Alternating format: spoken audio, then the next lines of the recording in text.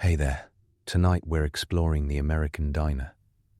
From 1890s, horse-drawn lunch wagons, to chrome and neon temples of pie. And the truth is, most rail car diners never rode rails at all.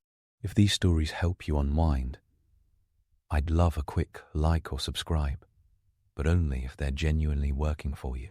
I'm curious where in the world you're listening from, so drop your location and local time in the comments. It's amazing seeing our little community span the globe through these historical tales. Now settle in, maybe turn on some white noise, or grab your favorite blanket, and let's drift into tonight's story together. The most American restaurant in America did not start as a restaurant at all.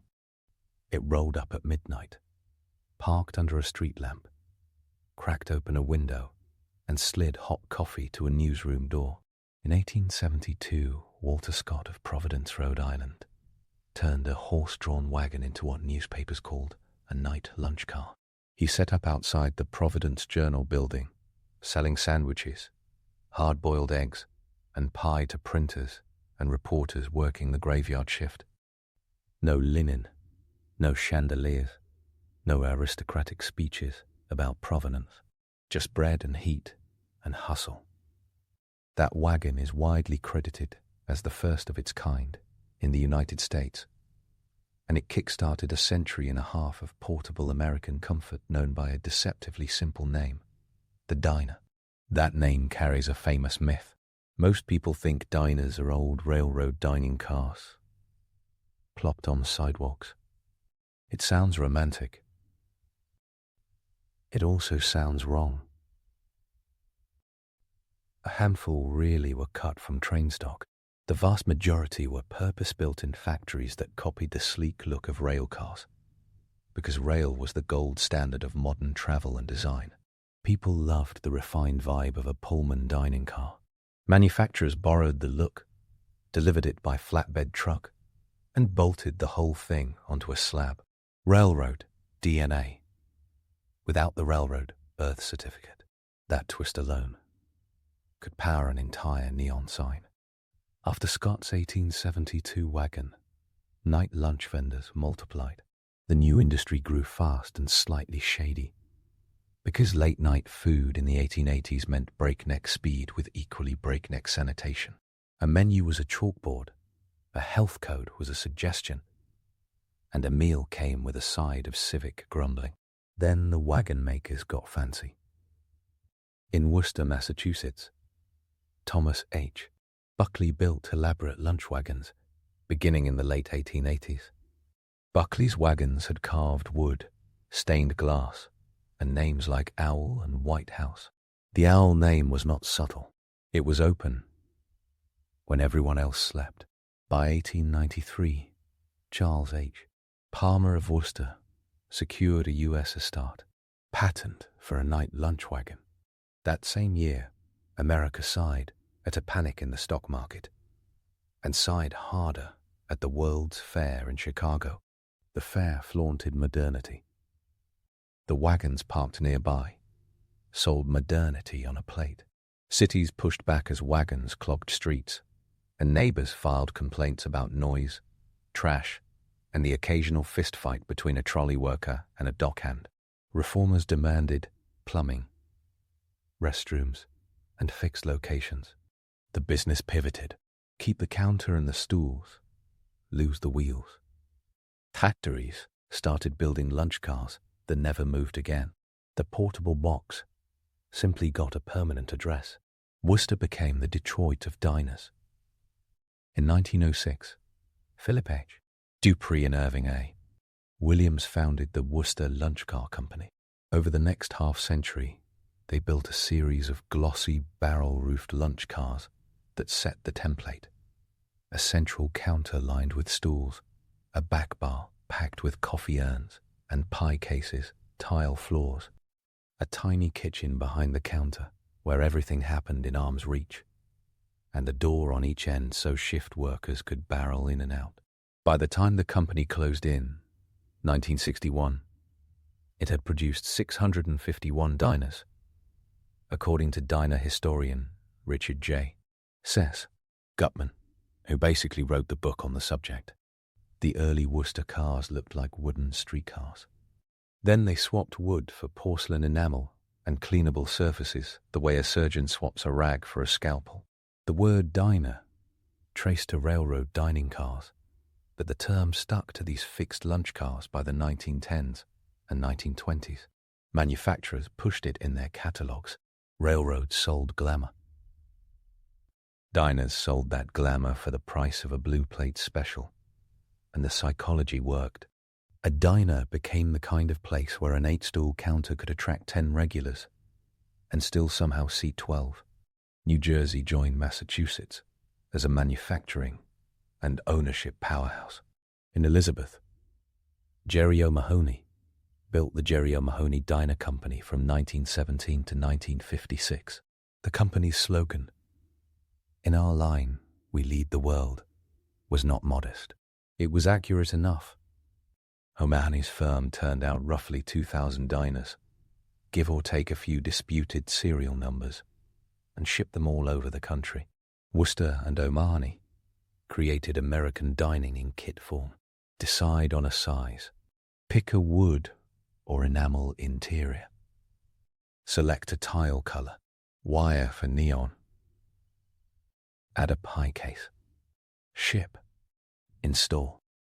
Turn on the coffee. The economics made sense. A diner cost far less than a full brick-and-mortar restaurant because it was prefabricated, compact, and obsessive about turnover speed. Gutman notes that in the 1930s, an O'Mahony diner might run from about $4,500 to $7,500 depending on size and finishes. By the 1950s, a shiny stainless model could cost in the neighborhood of $25,000 to $35,000. For that investment, an owner got a building that worked like a machine. Every foot served a purpose. A grillman could turn, reach, and plate breakfast without taking a full step, and a waitress could move down a line of coffee mugs like a metronome. The 1920s and early 1930s layered on design theatrics. The Art Deco wave rolled in with glass block, chrome, geometric tile, and lettering that looked like it was built for speed. Manufacturers played copycat with streamliners, the stainless steel passenger trains that promised modern efficiency. The Burlington Zephyr did its inaugural run in 1934. Diners started wearing horizontal speed lines by 1936. People walked into a lunch car that looked like it could hit 90 miles per hour without spilling a cup. The food often cost 25 to 35 cents for a hearty plate during the peak of the Depression. The phrase blue plate special took hold by the 1920s and cemented itself in the 1930s. Segmented itself in the 1930s. A segmented plate with a meat, 2 sides, and usually some bread, priced within reach of a worker, sweating through a 10-hour day. Studies of slang by American speech and popular magazines documented a flurry of short-order lingo. 2 eggs became Adam and Eve. Toast became on a raft. Combine them and wreck 'em for scrambled. The language was theatrical. The theatrics were often performative, a show for the crowd. Contrary to Hollywood, not every diner used the lingo, and many owners found it a needless flirtation with chaos, but the effect on folklore lodged in place. Then came the next era of Big Steel. Mountain View Diners Company in Singach, New Jersey built roughly 400 stainless steel models between 1939 and 1957. Coleman Dining Car Company, founded in 1927, turned out hundreds of streamlined monuments of chrome and glass. Fodero Dining Car Company in Newark fabricated stainless palaces that gleamed like shined hubcaps. Silk City Diners, built by Patterson Vehicle Company in Patterson, New Jersey, produced on the order of 150 diners between the mid-1920s and mid-1950s. The brands read like makes of cars. The cars looked like they wanted to go fast, even when bolted into concrete.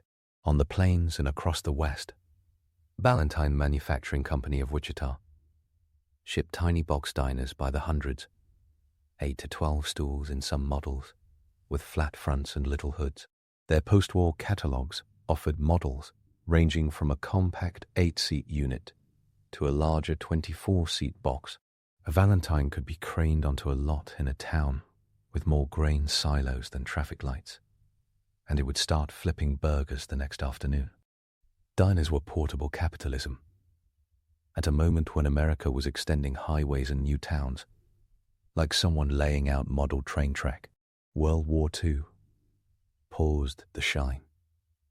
Manufacturers lost access to stainless steel, rubber, and the manpower to install booths. Dining cars that already existed ran on ration cards and grit. New cars largely waited until 1946 and beyond. Then the floodgates opened. The Federal Aid Highway Act of 1956 authorized 41,000 miles of interstate superhighways. Suburbs sprawled. Roadside architecture exploded. The diner leaned into neon, glass block, shiny metal, and burgers stacked like chrome hubcaps.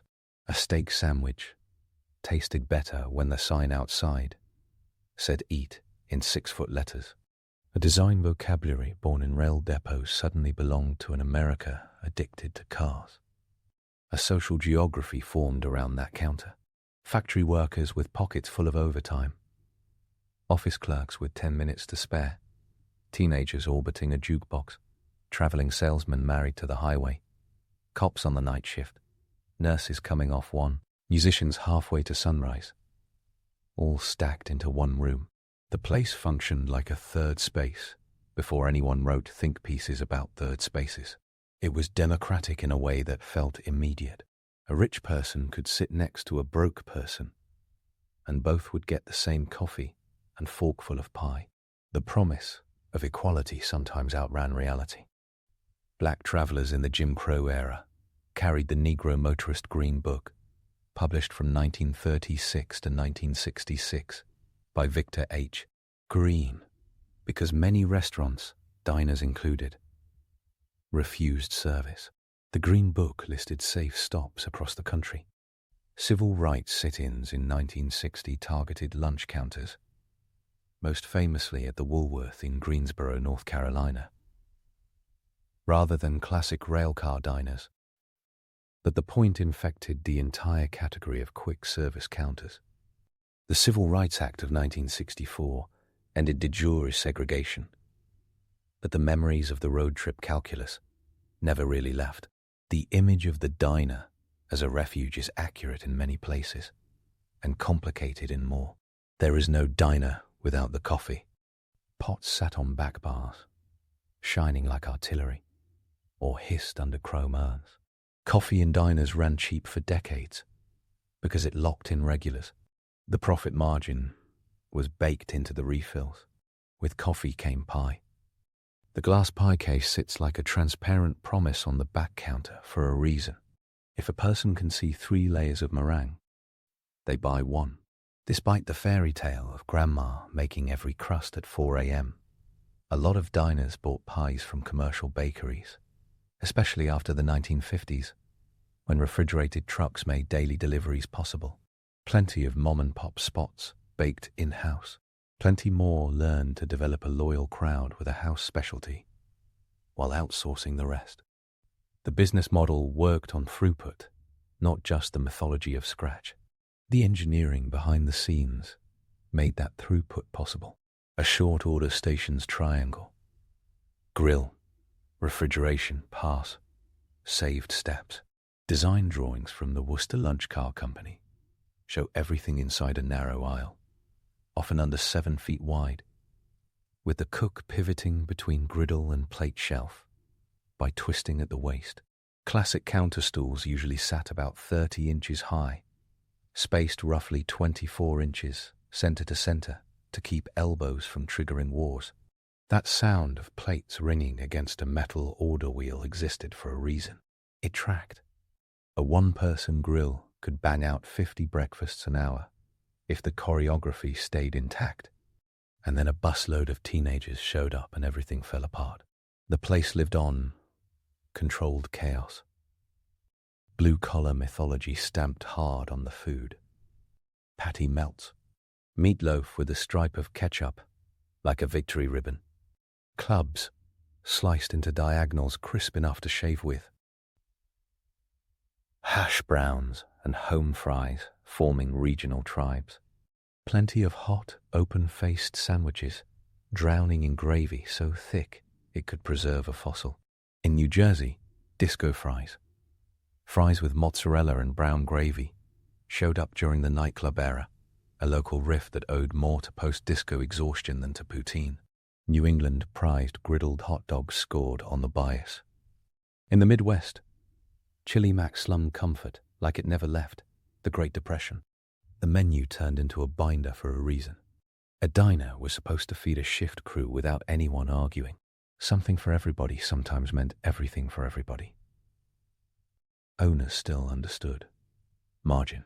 Pancakes used cheap ingredients and justified endless coffee. A plate of eggs kept a farmer happy at dawn and a nurse awake at midnight. Behind the counter, immigrant hustle did the heavy lifting. Greek Americans have a special chapter in this story. From the early 20th century through the post-1965 immigration wave, Greek entrepreneurs took over lunch counters, candy stores, and eventually diners by the thousands. Diners offered relatively low barriers to entry, sweat equity, and family labor, a combination that matched a community that learned to run long hours as a team. Greek ownership expanded the menus. Mediterranean salads, spinach pie, agagomono soup, and gyros started appearing on the same page as meatloaf and grilled cheese. The hybrid became iconic.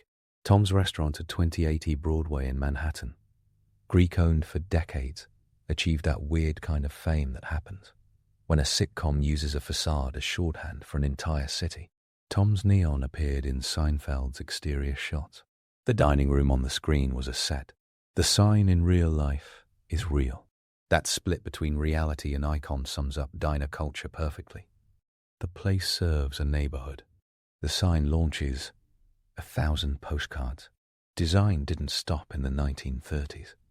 After the war, everything got shinier. Stainless steel became the material America trusted. Federo's stainless shells polished so bright they mirrored passing cars. Coleman's facades rolled out with bands of glass block and speed lines that looked like the side of a Douglas DC-3. Sterling Streamliner diners, made by the J.B. Judkins Company of Merrimack, Massachusetts in the late 1930s and early 1940s, leaned even harder into aerodynamic forms. They looked like bullet trains that happened to sell coffee. Some of these survive. The Salem Diner in Salem, Massachusetts, is a 1941 Sterling Streamliner with curves so dramatic it might as well be doing jazz hands. Gadgets layered in. Seaberg wall-mounted jukebox selectors appeared at booths and counters in the 1950s. The Seaberg 3W1 wallbox of 1952 offered 100 selections in a chrome frame the size of a big toaster. Drop a nickel, pick a number, wait for a distant cough of a record machine to catch the needle. Music built the social temperature of a Saturday night. Neon played the part of firelight. A two-toned neon diner sign could guide a road trip. Sorry, a road traveler. From the interstate ramp to an oaken stool at 2 a.m. No algorithm can search for neon visible from a mile out. Neon just works. The human brain does the rest. A lot of diners packed up and moved. That portability is one of the category's secrets. The building sits on a foundation, but most classic diner bodies are essentially giant boxes built on steel frames. The whole unit can be lifted and shipped to a new lot. Case in point, the White Manor in Jersey City began life as a showcase, at the 1939 New York World's Fair, billed with perfect futurist bombast as the diner of the future and manufactured by the Paramount Company. After the fair, the little round-shouldered building moved to Jersey City in 1946, where it still dishes burgers under a tiny neon crown. Its sibling, the White Manor in Hackensack, spelled with two N's, dates to the 1940s as well, and slings chopped onion sliders that inspire daydreams and arguments. The ability to move a diner meant a business could follow a highway retroute or a new factory opening. A building that is half machine and half signpost can migrate the way a food truck does today, just with more paperwork and a crane. Art elevated the scene. Edward Hopper's Nighthawks, painted in 1942, offered the most famous glass-fronted counter in American visual culture. It is not technically a classic railcar diner, but the vibe is unmistakable. Bright counter, dark street, late-night anonymity. Hopper, a detailed guide to his bones, simplified and distilled the mood that millions have projected their stories onto for 8 decades. Photorealist painter John Bader, starting in the early 1970s, chased diners with a camera and a brush, cataloguing endangered neon survivors as developers knocked them down. Bader's 1978 book Diners helped ignite a wave of preservation and nostalgia. Art showed diner owners what they had. The public realized a shiny lunch car was not just a place to get coffee. It was a design object with grease. Museums gave diners a vote of confidence too. The Henry Ford Museum in Dearborn, Michigan, acquired Lammy's Diner, a Worcester lunch car company car built in 1946, and installed it indoors as an exhibit and a working eatery. That model started life in Marlborough, Massachusetts, got renamed and relocated over the years, and finished as a museum piece that still serves grilled cheese to gawking kids whose grandparents remember counters with exact stools. The Smithsonian has gathered 1890s lunch wagon artifacts and diner signage as part of its foodways collection. Institutions learned to treat that coffee counter as cultural infrastructure, not just a place to order rye toast and a side of existential crisis. Chain restaurants arrived, and the diner had to fight. White Castle launched in 1921 with 5-cent sliders and a focus on cleanliness that practically disinfected your eyes. McDonald's opened in 1955 and scaled a very different model of speed and uniformity. Howard Johnson's peaked with more than 1,000 restaurants in the 1960s and promised predictable clam strips under orange roofs from Maine to Miami. Denny's, born as Denny's Donuts in 1953, extended the 24-hour promise with carpeting. Diners sat in that crossfire, still independent, still personal, and often more fragile. Some diners leaned into a chain-like premium, expanding, rebranding, and adding laminated menus the size of road atlases. Others dug in as local stalwarts. The word greasy spoon started showing up again as both insult and badge of honor. The good ones made a simple case. A line cook with a griddle beats a heat lamp every time.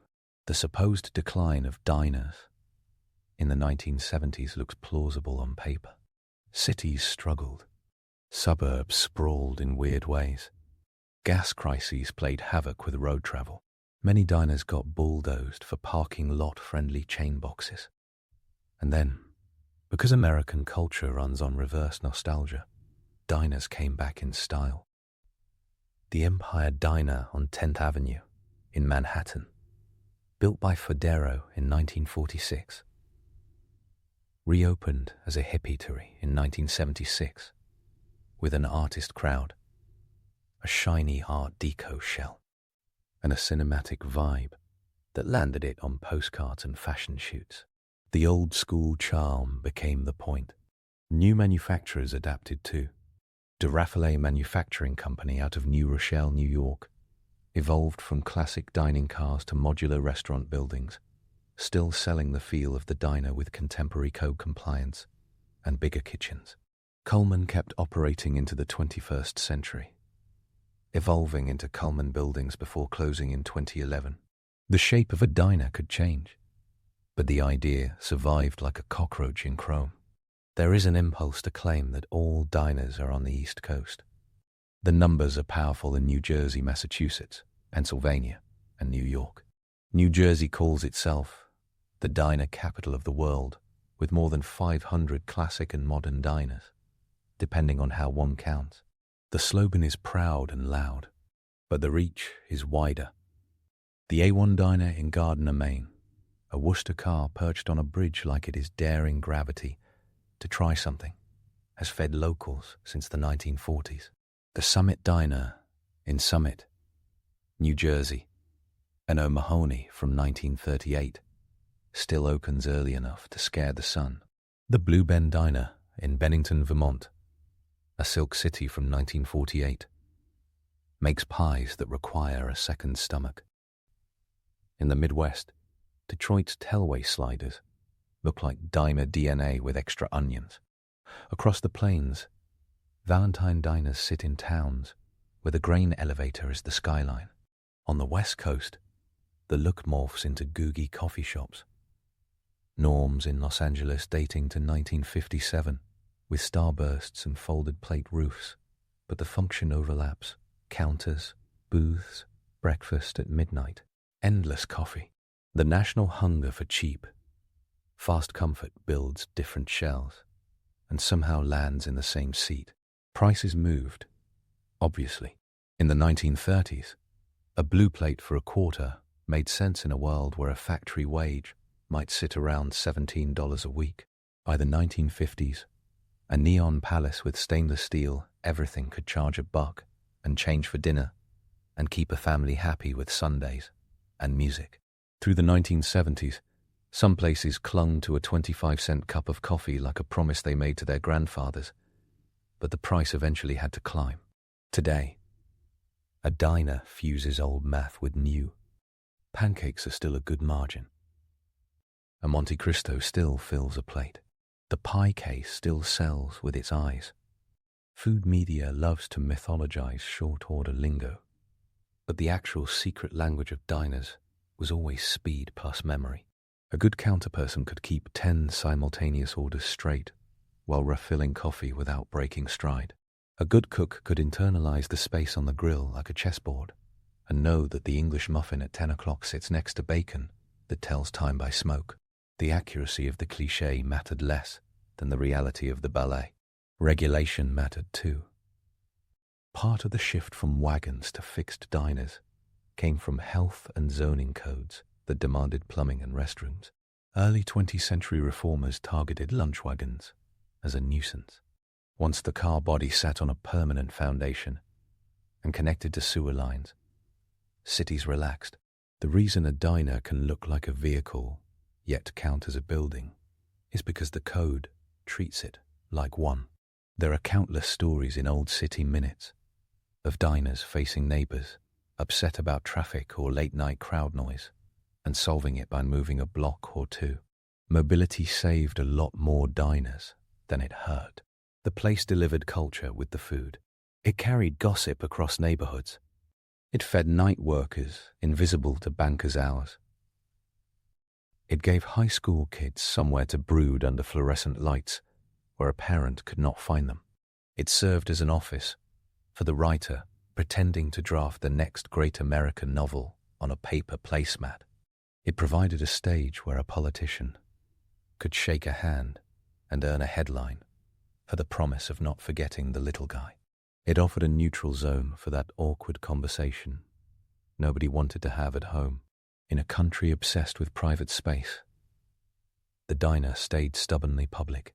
This story does not belong to just the East Coast or the glory days of neon. It belongs to the prairie town that preserved a Valentine box and kept it open through blizzards. It belongs to a Jersey diner that turned a Greek salad into a local rite of passage. It belongs to the indigenous fry bread tacos, served at a counter on Route 66 near Gallup, where a classic diner meets the Southwest. It belongs to Cuban sandwiches sliding across a Miami lunch counter at midnight. The diner never had a purity test. It had a grill. The myth of the diner as a railroad cast-off still sticks, mostly because it fuses America's favorite metaphors: mobility, industry, and restaurants that glow at night. The reality, documented by people like Richard Gutman and by archives at places like the Henry Ford Museum, is even better. This was industrialized, hospitality built to pop into existence wherever a paved road met demand. It was modular architecture before that phrase made architects feel sophisticated. The floor plan was a solved problem. The neon and trim were flair layered on top of a proven machine. Take one exemplar: Rosie's Diner. It started as an O'Mahony car in New Jersey in 1946 and became a commercial celebrity in the 1970s, thanks to Bounty paper towel commercials inspired by a working-class spill and wipe fantasy. The diner moved to Rockford, Michigan in the 90s and became a tourist magnet. The building's shell, all glass and curving metal, reads instantly, even if it sits miles from its birthplace. Long after the ad campaigns faded, the form still sells itself. The longevity of diners also owes to an annoying fact. People love breakfast at all hours and prefer it cheap. The meal costs less to produce than dinner and gives the body magic confidence about the rest of the day. A pancakes and eggs plate can sit next to a sirloin if that keeps a 7-person table happy at 9 p.m. The elasticity of the menu carried diners across decades of fads. Adkins could trend. Kale could invade. Dessert could go low sugar. A diner could layer that onto the menu without ditching the short stack. The binder just got thicker. The pandemic years punched diners in the mouth. Many ran on thin margins and relied on the sort of communal bustle that a virus punished. Some switched to take-out windows. Others added outdoor seating. A number closed for good, often because real estate math finally conquered nostalgia. In places where the land under a diner calculates as a condo, the diner requires a guardian angel with an accountant. Plenty survived. They survived because they were flexible and because communities decided that losing a breakfast counter felt like losing a public utility. Debunking rolls on. The myth that every diner runs 24 hours never tracked with reality. Plenty of small-town diners close at 8 p.m. The myth that diner food comes exclusively from cans makes for sarcastic Yelp reviews that ignore the short-order choreography on the flat top. The myth that the diner's golden age ended with Elvis misses how many open each year in remodeled formats that turn nostalgia into viable rent. The core is durable.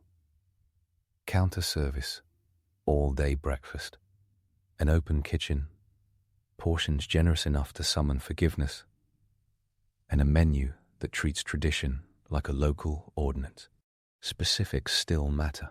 Manufacturers turned out cars with numbers. Worcester Lunch Car Company stamped its serial numbers on plates. Car, no. 705 went to the Miss Worcester Diner's neighbors in Massachusetts. Car, no. 761 became Lammy's Diner and ended up at the Henry Ford. O'Mahony's cereal plates were tin mini history lessons. Designers spent time with tile. Terrazzo floors held the stories of 1,000 spilled coffees. Vitrolite glass panels in colors like jade and black gave interiors a cool glow in the 1930s and 1940s before Formica took over with whimsical boomerang patterns in the 1950s. Metal trim ran in ribbed bands along the exterior, often fluted to catch sunlight in stripes. Details stacked and sold the promise. This is clean, modern, and open late enough to save a lost soul. A lot of famous diners exist because someone cared enough to fight. Preservationists have used local landmark laws to protect neon, porcelain enamel, and steel shells. New York City designated the Moondant Diner's sign a cause célèbre in the 2000s before it migrated to Wyoming. The Empire Diner has died and returned more times than a comic book hero. Route 66 boosters have saved little box diners that would have otherwise fallen to tin worm and a bulldozer. If a diner gets saved, the community usually is the hero. There are numbers hiding in plain sight. A Worcester car might run only 40 feet long and 14 feet wide and still see 20 on stools and another 12 in booths. A tight early O'Mahony could work wonders with 12 stools and nothing else. A ribbon of chrome bending around a corner.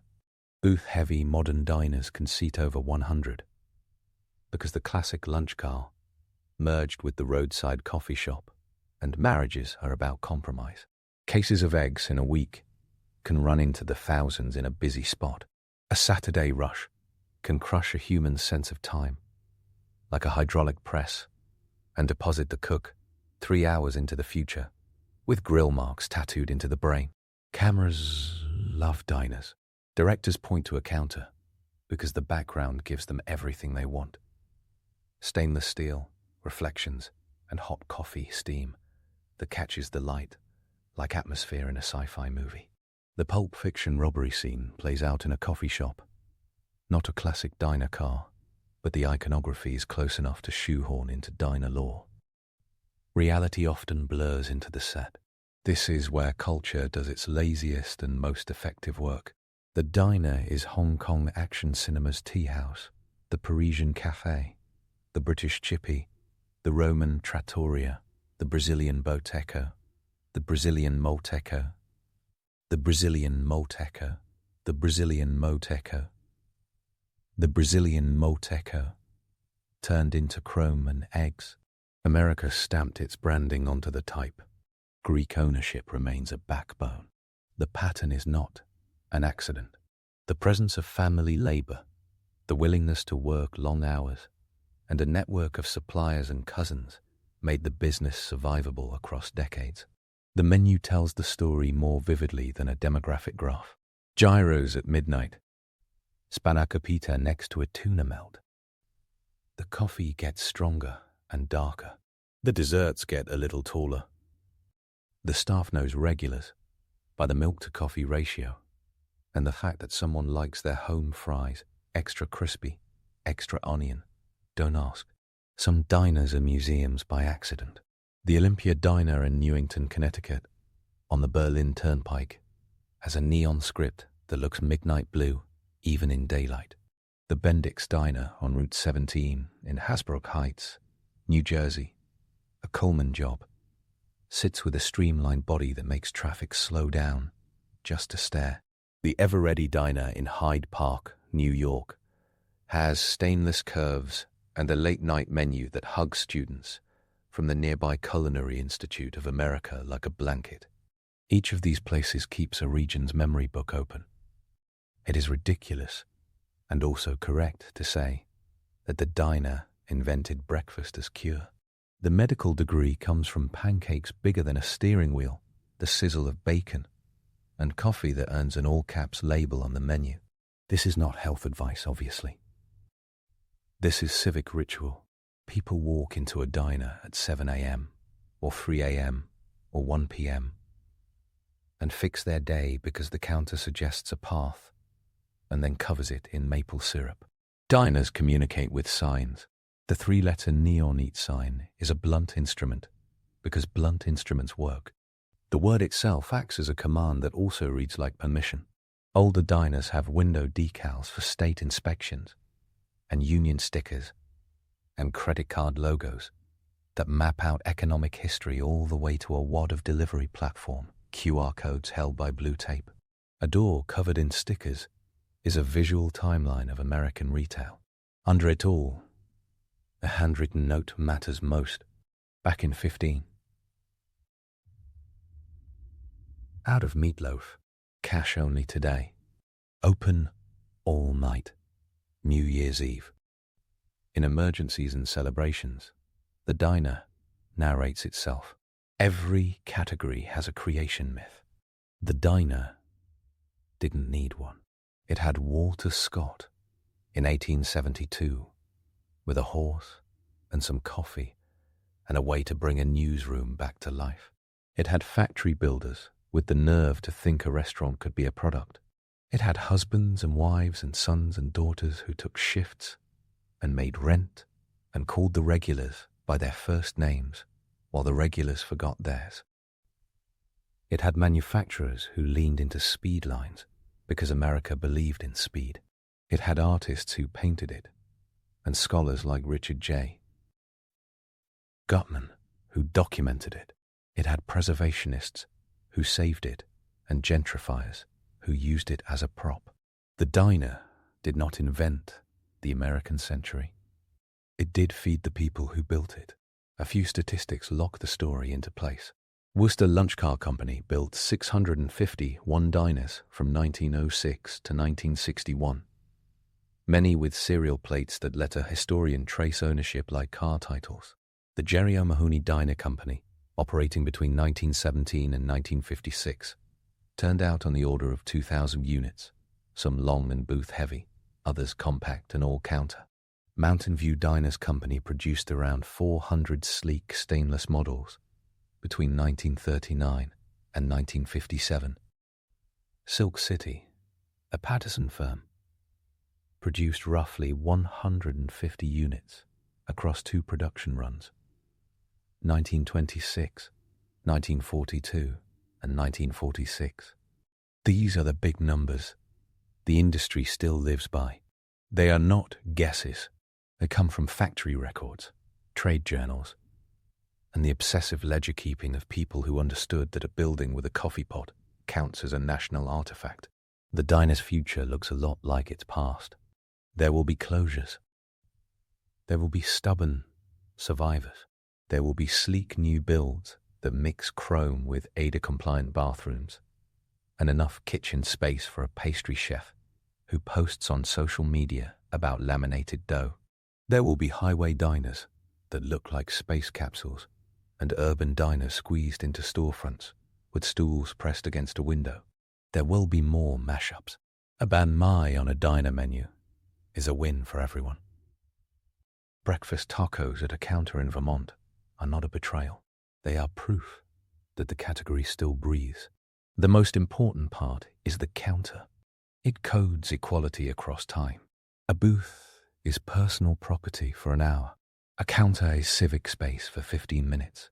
A server and a cook and a patron are equals for a transaction long enough for 2 eggs and toast. That detail, not the neon, not the nostalgia, not the mythology of converted train cars, carries the weight. It is why the diner roots into the ground, whether the shell is maple wood, porcelain enamel, or stainless steel. The American diner is a machine that makes short-order food, and sometimes a better mood. A factory-built contradiction that still tastes like a promise. All this drama began because a guy parked a wagon and sold pie to night workers. The rest is neon. The rest is eggs. The rest is America, in chrome, under a tin roof, explaining itself through coffee and a blue plate. For our next story, we explore why it sucked to be a medieval scribe. You sit down to copy a book and every muscle in your back files a formal complaint. The bench is hard, the room is cold, and that fancy white sheet is not paper. It is an animal. You smell it. Sheep, goat, or calf, scraped thin by a parchmenter who left the hair side a little rough, the flesh side a little greasy, and both sides ready to betray you with curled edges. The second the humidity swings. The vibe is not cozy monk in a candlelit sanctuary. The vibe is factory floor with incense. You hold a quill cut from the flight feather of a goose or a swan. You harvested it in spring when the quill still had natural oils, because a winter quill cracks, and cracking means blot and blots mean scraping, and scraping means a hole, and a hole means a patron with a complaint. Your quill meets a pumice stone, and your knife for fine-tuning. The ink in your inkwell is iron gall, a cocktail of crushed oak galls, iron salts called vitriol, and gum arabic. It bites into the skin of the page, oxidizing from grey to a hard, lasting brown that will outlive you and your grandchildren. It also eats the page if you get the recipe wrong. Your red is minium, red lead, the stuff that gives the word miniature its name. Your blue, if your patron is rich, is ultramarine from Afghan lapis lazuli, so expensive in the 14th century that Italian account books tally it alongside gold by weight. Your gold is actual gold, beaten into leaf, so thin, you're basically writing with light. This still sounds glamorous, until the schedule lands. You rise, you pray, you copy. If you are in a monastery, in, say, the 12th century, you answer the bell for the divine office 7 or 8 times a day. Between lauds and vespers, you bend over a desk or a slanted board or a portable desk the size of a small coffee table, whipping a knife in one hand and a quill in the other like the world's least fun juggling act. Cold stiffens your fingers in winter, because many houses ban candlelight near parchment to avoid setting the library on fire. And daylight quits early, especially north of the Loire.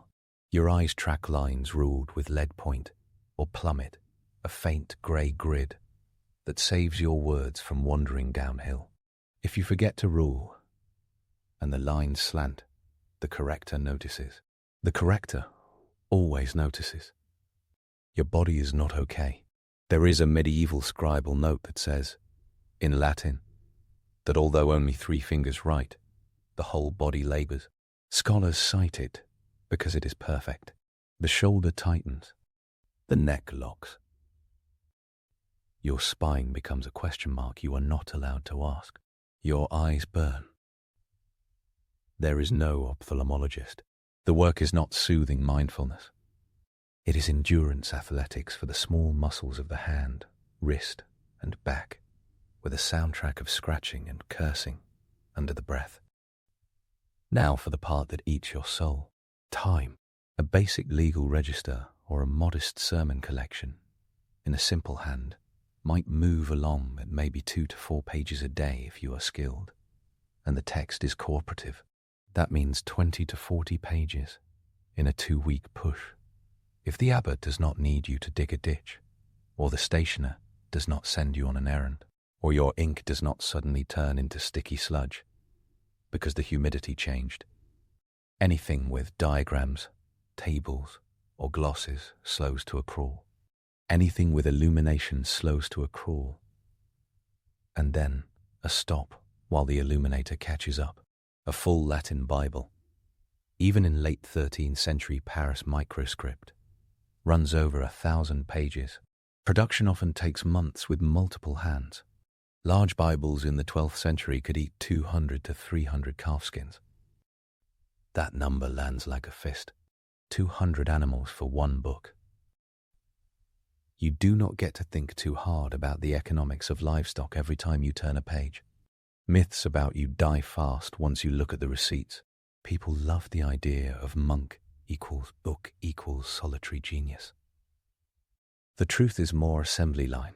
In a big centre like Paris, after 1200, the book trade grows around the university with a system called picia, where stationers rent out authorized exemplars in sections called pieces. Copyists, like you, pay per section. Sit down in a rented stall, or at home, bash out the text in the approved hand and return it. Correctors compare your work to the exemplar with ruthless attention, because the theology faculty hates corrupted texts. Surviving statutes from the University of Paris in the early 13th century regulate who can be a stationer, how exemplars must be checked, and what kind of penalties land for sloppy copying. Bologna does the same for law books, because Roman law demands precision, and lawyers pay well when exactness buys arguments in court. You get paid by the job or by the quire. A quire is usually 8 leaves, 16 pages. Prices vary by city, century, hand, and whether you throw in rubrication. A modest book can cost a craftsman several months' wages, especially in the 13th and early 14th centuries, when a skilled labourer in England might earn 3 to 6 pence a day, and a book can run well over £1 sterling. £1 is 240 pence. Do the math, and the reality shows why patrons are bishops, abbots, lawyers, merchants, and kings. Students rent bits of text piecemeal because ownership is another universe. You do not only copy scripture. That belief sticks because monks did a lot of Bibles and because the survivors skew sacred. In reality, you copy charters, cartularies, romance, law, medical treatises with terrifying recipes, commentaries on Aristotle, and sermons that repeat the same 3 moral points so often your brain starts auto-completing them. French romance cycles fill choirs with kings who forget to behave. Law books bristle with abbreviations like a forest of thorns. Music manuscripts cram neumes or square notation into red and black grids that flicker on the page like early subway maps. Scientific diagrams switch your hand from letters to circles, zodiac signs, and tables that look like medieval spreadsheets. You also are not only a man. Convents across Germany, England, and Iberia train nuns in bookmaking. A 12th century German nun named Guda signs a self-portrait in a manuscript with the line Guda, a sinner, wrote and drew this, which lands like a friendly handshake across 9 centuries. In 10th century Spain, a woman named Ende identifies herself as a painter on a Beatus manuscript. Women in urban workshops later in the later Middle Ages contribute as scribes, rubricators, and illuminators. The names are fewer because records are fewer, not because the hands were absent. Your day is strict choreography. Set out the folded bifolia in a quire. Prick the margins with an awl. Rule the lines with a lead point or a hard point, sometimes with red or brown ink for show. Whiten the page with pounce, often powdered cuttlefish bone or chalk. Test the quill on a spare scrap. Breathe. Begin. The hand you use is not random. If you are copying in the 9th century under Charlemagne's reforms, you write, in Caroline minuscule, a clear, open script championed by Alcuin of York that rescues Latin from the chaos of local hands and lets people in Tours read what people in Aachen wrote without tears. If you work in the 12th or 13th centuries, you work in Gothic textualis or textura, a compact, spiky script that saves parchment by compressing letters into neat vertical strokes. It looks like a city skyline. Clerks in chanceries whip out cursiva and Bartard, faster scripts that slither when you rush. Humanists in 15th century Italy revive a softened version of Caroline that they call littera antiqua because they fall in love with the look of clarity and claim it is Roman. Every script has rules for letter forms, ligatures, and spacing. Every deviation risks a note from the corrector in the margin and a lecture on consistency you do not have time to hear. Errors happen because the human brain tricks you. The classic killer is homo telutin, when 2 lines end in the same phrase, and your eye skips, slicing out everything in between. You police this nightmare with a methodical finger on the exemplar, a whisper of words, or sometimes by copying word by word instead of line by line. Abbreviations save space but increase traps. Medieval Latin uses a zillion short forms. A little horizontal bar over a letter stands in for a missing messing, or N. A funny 9-like symbol stands in for con or us. A tiny 7 stands in for et. You understand these at speed because you learnt them as a mental keyboard. But you also know that one extra dot changes a word, and a wrong expansion leads to nonsense. Correctors exist because your brain is not a machine. The material fights you. Hair side of parchment grabs the ink differently than flesh side. A rough patch sips your ink hungrily and spreads it like a spilled latte. A greasy patch refuses the stroke and makes you gouge the surface, which tears and becomes a hole that drops your pen mid-word. You do not throw it out. You reach for the knife, scrape the surface thin, dust with pounce, and try again. Medieval pages tell you their life story under raking light. Erasures gleam. Corrections change the surface. Wormholes appear. Sometimes in original parchment are left a thin spot that your quill becomes a coroner for. Animals do not respect your career. There is a famous marginal note from around the early 15th century from a scribe in what is now the Netherlands, complaining that a cat urinated on the page. The scribe drew little cat paw prints to explain the stains. Another scribe drew a pointing hand called a manicula to draw a reader's attention. Someone doodled faces into initials while waiting for ink to dry. A 9th century Irish monk wrote the poem about his white cat, Pangor Barn, on a blank page of a manuscript, comparing his hunting to the monk's hunt for meaning. These are the human moments, the flashes where you see the person behind the neat lines and the sore fingers. Deadlines exist, and not only in modern offices. Monastic colophons sometimes complained about cold, cramped hands and bad ink. A line from a medieval colophon reads, "Poor parchment, bad ink. I say nothing more," which is so passive-aggressive it deserves a medal. Others end with the classic explicit liber, Deo gratias.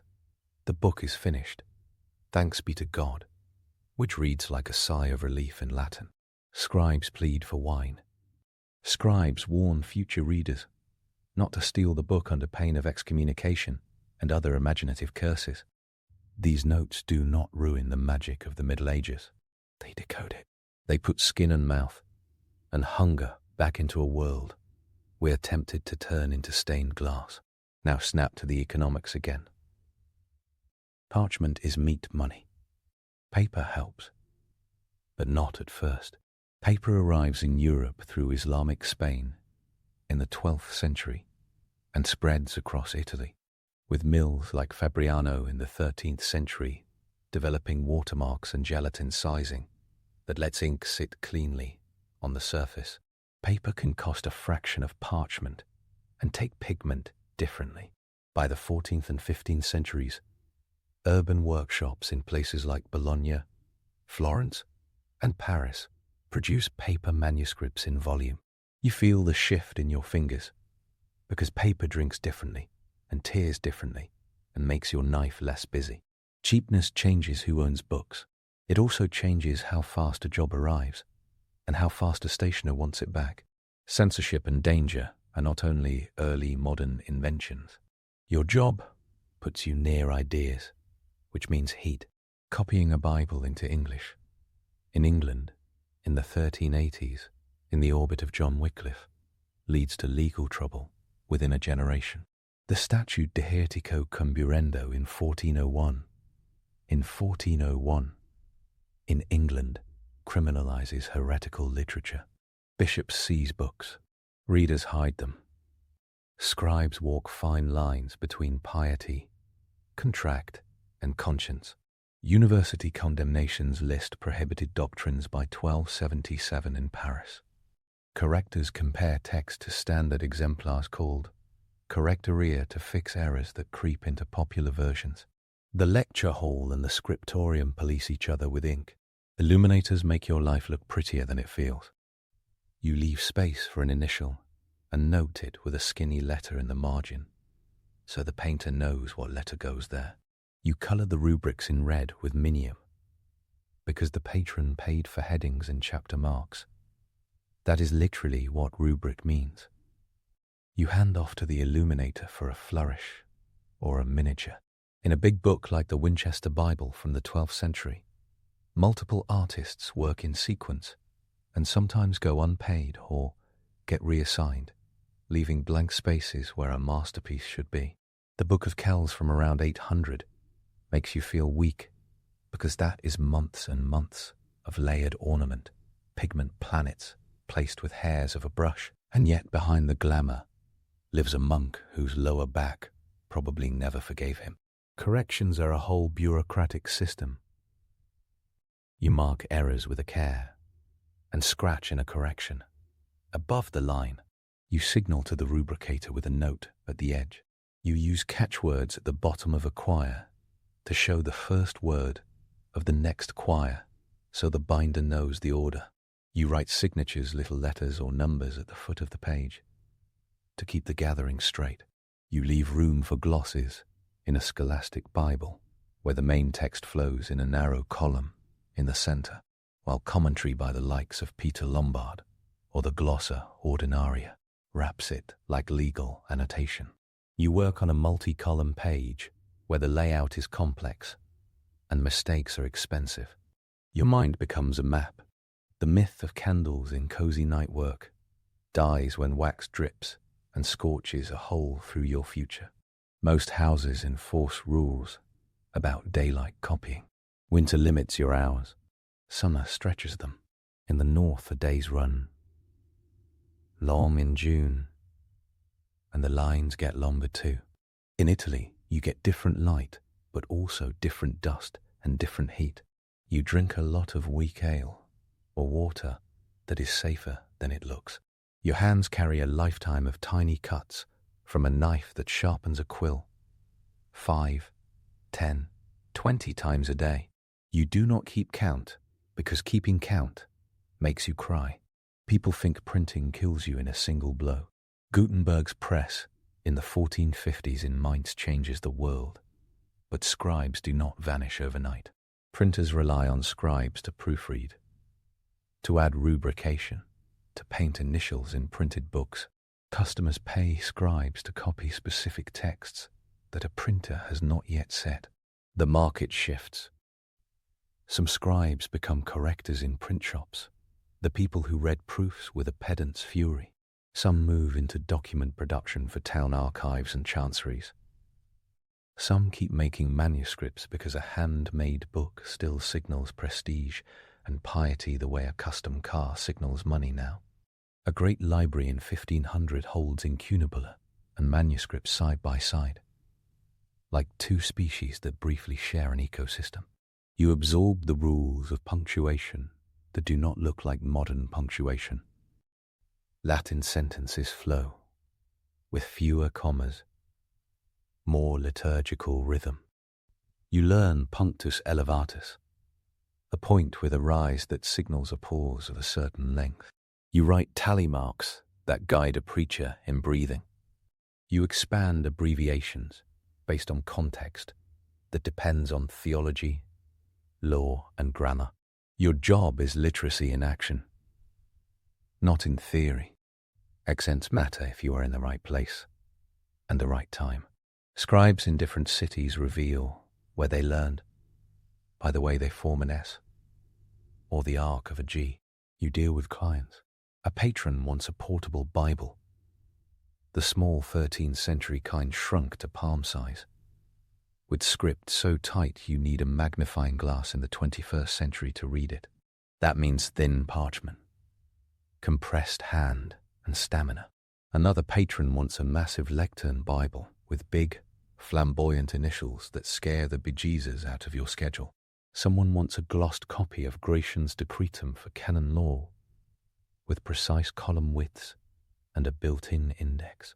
Someone wants a book of hours in French for private devotion and thinks every page needs a border of ivy leaves with gold berries and a calendar with feasts like the translation of St. Tim. Benedict on the 11th of July. That means layout work and colour.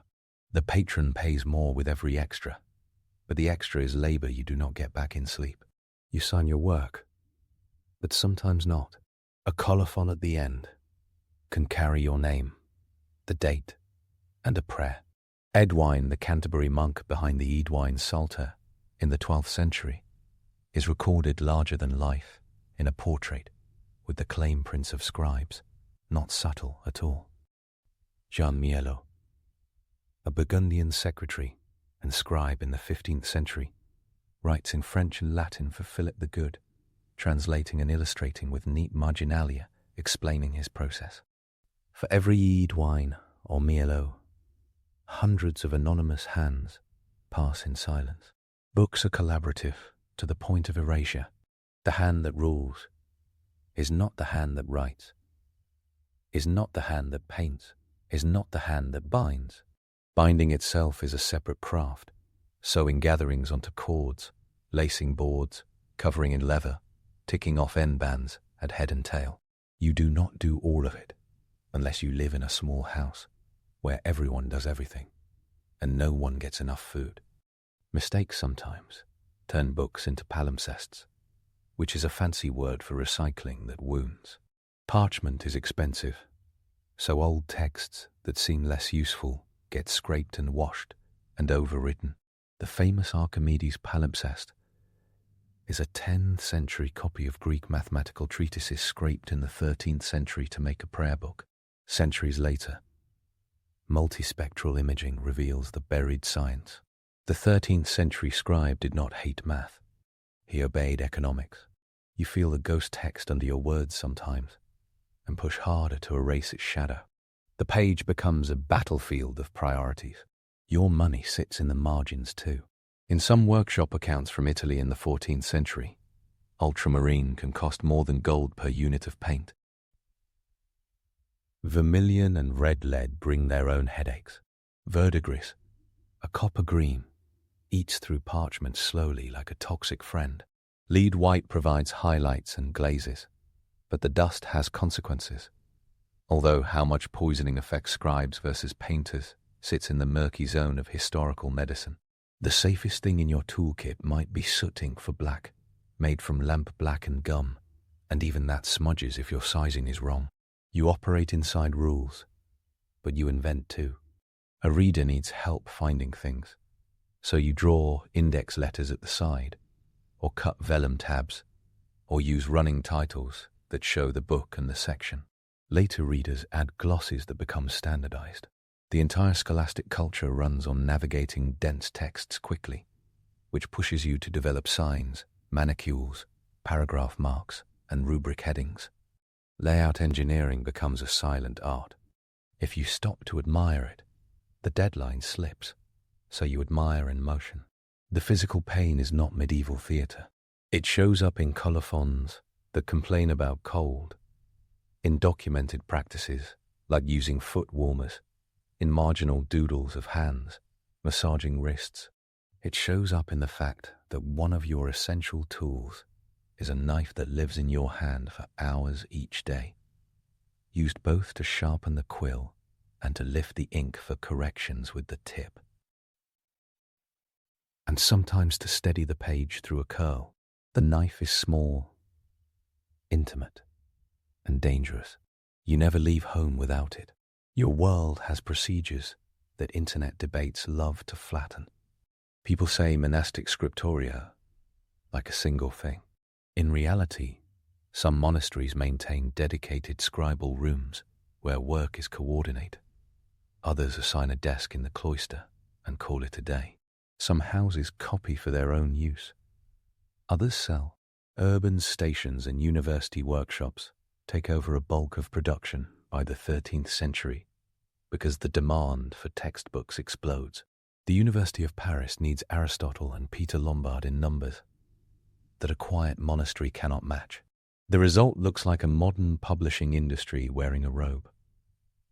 You sit there in 1270 or 1320 or 1450 and you feel two opposite truths at once.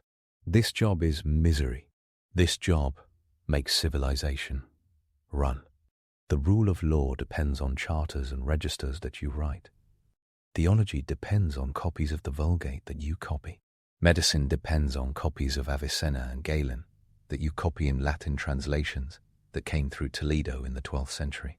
Poetry depends on your neat lines of Chrétien de Troyes, or Dante, or Villon. Mystics depend on your careful versions of Hildegard's visions, or Meister Eckhart's sermons, even when a bishop later scowls at them. If your hand slips, an argument in a university hall can collapse because a clause went missing. If your quill behaves, a royal marriage gets recorded correctly, and land does not burn in court. Here is the twist that stings and consoles. You do not get author glamour, but you get a kind of immortality that runs under the surface.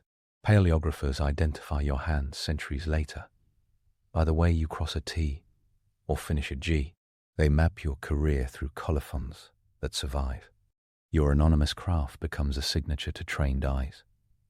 Christopher de Hamel, one of the great modern historians of manuscripts, can talk to a book the way a mechanic talks to an engine, hearing the choices that your hand made in pressure and spacing. Rosamond McKitterick and Malcolm Parks read your scripts to read entire cultures. Mary Carruthers reads your layout to understand medieval memory.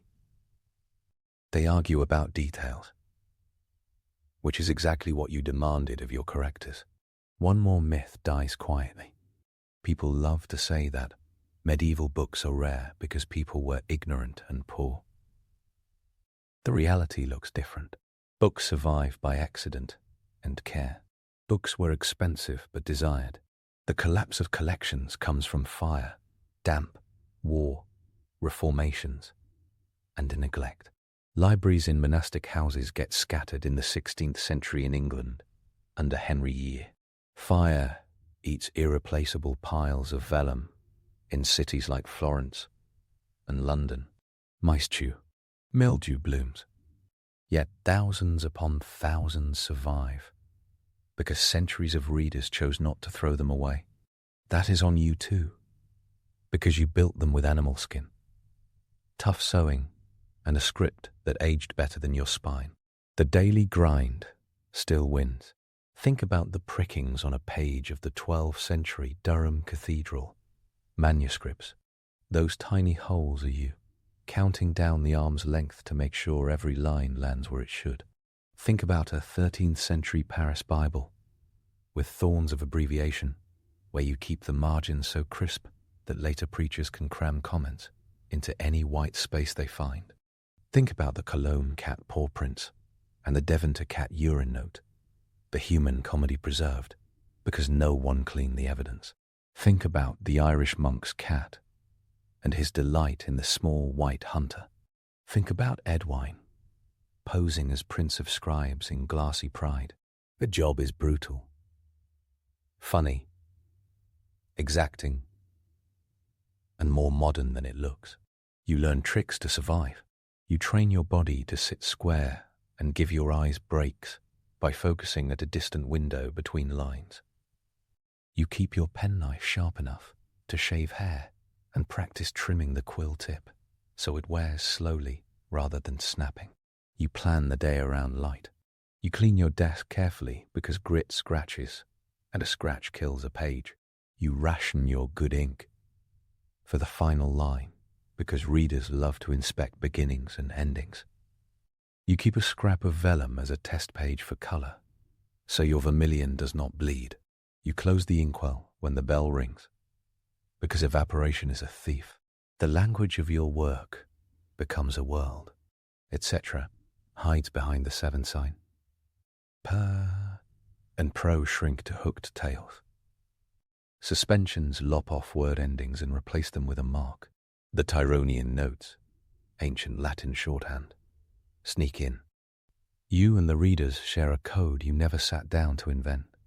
Later scholars compile tables of these marks with the same intensity that you used to copy them, because reading one of your books without the key is like trying to read a novel through frost. Your tools are beautiful because they are efficient. A straight edge with holes for pricking turns into a precise grid in 2 minutes. A ruling frame can lay down lines for multiple pages in a stack, if you are lucky enough to own one. Quills become personal. You know by the feel when a particular feather will glide on hair side or catch on flesh side. Your penknife is a constant partner. Your ink recipe lives in your head. 1 part crushed oak goals, 1 part ferrous sulfate, water, a little wine if you are generous, gum for binding, maybe a dash of sugar to help flow. You tweak like a chef with a sauce. Your writing follows the hours of the day and the humanities of your age. In a Benedictine house under the rule, you work and pray and read. In a 13th century urban shop, you work, copy, deliver, collect, negotiate, and keep accounts that list pigments and quires in a tidy hand. In a chancery, you draft letters, copy charters, and leave space for seals, then ride out to deliver to a town that keeps its charters in a chest with 3 keys. In a courthouse, you write pleas that decide someone's next harvest. That is not glamorous, and it will never gild your name, but it is the scaffolding of daily life. People in the future will look at your mistakes and love you more for them. A line of minims so tight that you cannot tell mum from N, from you, from I, becomes a famous exam question for paleography students. A doodled face in the loop of a capital R gets laughed at in a museum and then copied onto a tote bag. A curse against book thieves gets photographed 1,000 times because it reads like a meme. You become viral in a way that would have made your head spin. Squeezed as you are between a choir and a deadline, pain laces the day. But so does craft pride. The perfect capital letter, executed with swash lines shining in burnished gold, plates up your memory with a hit of joy. The page where your spacing never wavered becomes a small private shrine. The final line of a long book, the explicit, lands like a feast. You write explicitus est liber, sit laus Deo. The book is finished. Praise be to God. In your head, you add, and somebody bring wine. Hundreds of colophons ask for drinks, prayers, rest, or all 3. One scribe in the 15th century signs off with finitus et, los Christo et potus scriptoris sit vino, a sentiment scholar's gloss, with a smile. The hard times do not erase the jokes. Take the glamour myth and let it keep one thing. Beauty survives, and you made it. The Book of Kells sings because of hands like yours. The Gothic page of a Paris Bible holds together like architecture. The airy clarity of a 15th century humanist manuscript breathes like fresh air after a storm of spiky textura. The Edwine Psalter, the Winchester Bible, the Luttrell Psalter with its bonkers marginal creatures, the Tress Riches hers painted for the Duke of Berry with its calendar scenes of castles and peasants. All of these are team sports where a scribe sets the stage, an illuminator performs, and the binder seals the show. Your name often goes missing. Your work does not. If you want to know why it sucked to be you, count the hours you spend sitting in pain, the animals counted in the pages, the deadlines measured by bells and patrons, the corrections that chew your patience, the regulations that chase your pen from line to line, the literal weather that determines your pace. Then count the weight of the world that leans on your desk for support. That is the trade. You swap comfort for a legacy that your face does not get credit for. The big reveal sits right under your nose in the abbreviations. A book is a machine to think in, as people later will say. You are a machine to make that machine. You build a framework of lines, letters, and marks that holds ideas steady across towns and centuries. You worked in a system that looked rigid and found space to play and curse and sneak jokes into margins. You kept faith with exemplars and still left a fingerprint every time your quill turned a stroke. The job is drudgery, but it is also a kind of power. Keep the myths you like, as long as you understand what they cost. The silent scriptorium myth hides the scrape of knives and the grunt of backs. The solitary genius myth hides the team and the checklists. The pure devotion myth hides the invoice at the stationer's and the price of ultramarine. The holy text myth hides the law books covered in dust that keep a town from tearing itself apart. The noble monk myth hides the clerk in a cramped urban room in 1300 with a landlord pounding on the door, who still copies Aristotle with flawless abbreviations because rent is due. You keep writing. You dip and stroke and lift. You trim and sharpen. You scrape and retouch. You keep the lines straight. You leave space for beauty. You endure the aches. You finish. The book leaves your desk and goes out into a world where it will be read, bought, pawned, prayed, over, cursed, chained in a library, hidden in a chest, rescued in a fire, or tossed during a reform by someone who thinks your script looks old. Centuries pass. A scholar opens that book and sees your hand where your name is not. Someone laughs at your cat note. Someone cries at your prayer. Someone runs a finger along a line you ruled and feels the tiny ridge your stylus made. That is the part no one tells you when they hand you your first quill. Misery signs you up. Legacy keeps you from quitting. You leave no statue. You leave sheets of skin that hold language safe. It sucked, and it mattered, and your cramped fingers still hold up the shelves. Moving on, our next tale is titled The Rise of the Hanseatic League, Trade and Influence. Denmark's King Valdemar Abiv rides into Visby in July 1361 and makes the richest town on the Baltic look like it forgot to pay its security deposit. The city surrenders, its gates open, and the king's men stack silver by the cartload. The beaches of Gotland turn quiet under a sea breeze carrying the smell of crushed hops and burnt timbers, and from that moment, a loose crew of Baltic and North Sea towns decides that merchants will not keep playing whack-a-mole with monarchs. They will force the crown to blink. Not with a standing army or a royal charter, with something stranger and, in medieval terms, scarier. A network with spreadsheets, seals, and a talent for cutting off a king's cash flow. The Hanseatic League's origin story starts earlier, but Visby in 1361 nails the vibe. Burgundy has dukes, Poland has a crown, Venice has canals, and a set of brick and bolt Baltic cities quietly has leverage. The League's signature move isn't cavalry, it's the trade embargo. When a monarch squeezes, the League turns off the tap of salt, herring, grain, timber, and money, and then the monarch eventually apologizes, sometimes with interest, to get where that kind of power came from. The ride begins on a patch of ground on the Trave River, Lübeck. Founded in 1143 by Count Adolf II of Schauenberg, refounded in 1159 by Henry the Lion after a fire charred the first draft, and upgraded in 1226 when Emperor Frederick the Sick handed it free imperial city status. That 1226 charter acts like a medieval platinum card. Lübeck answers directly to the emperor, not to a fussy local duke. In practical terms, that means its council can write laws, mint money, and tell pushy nobles to enjoy their day elsewhere. From here, everything radiates. The early tool isn't a war fleet, it's law. Lübeck law.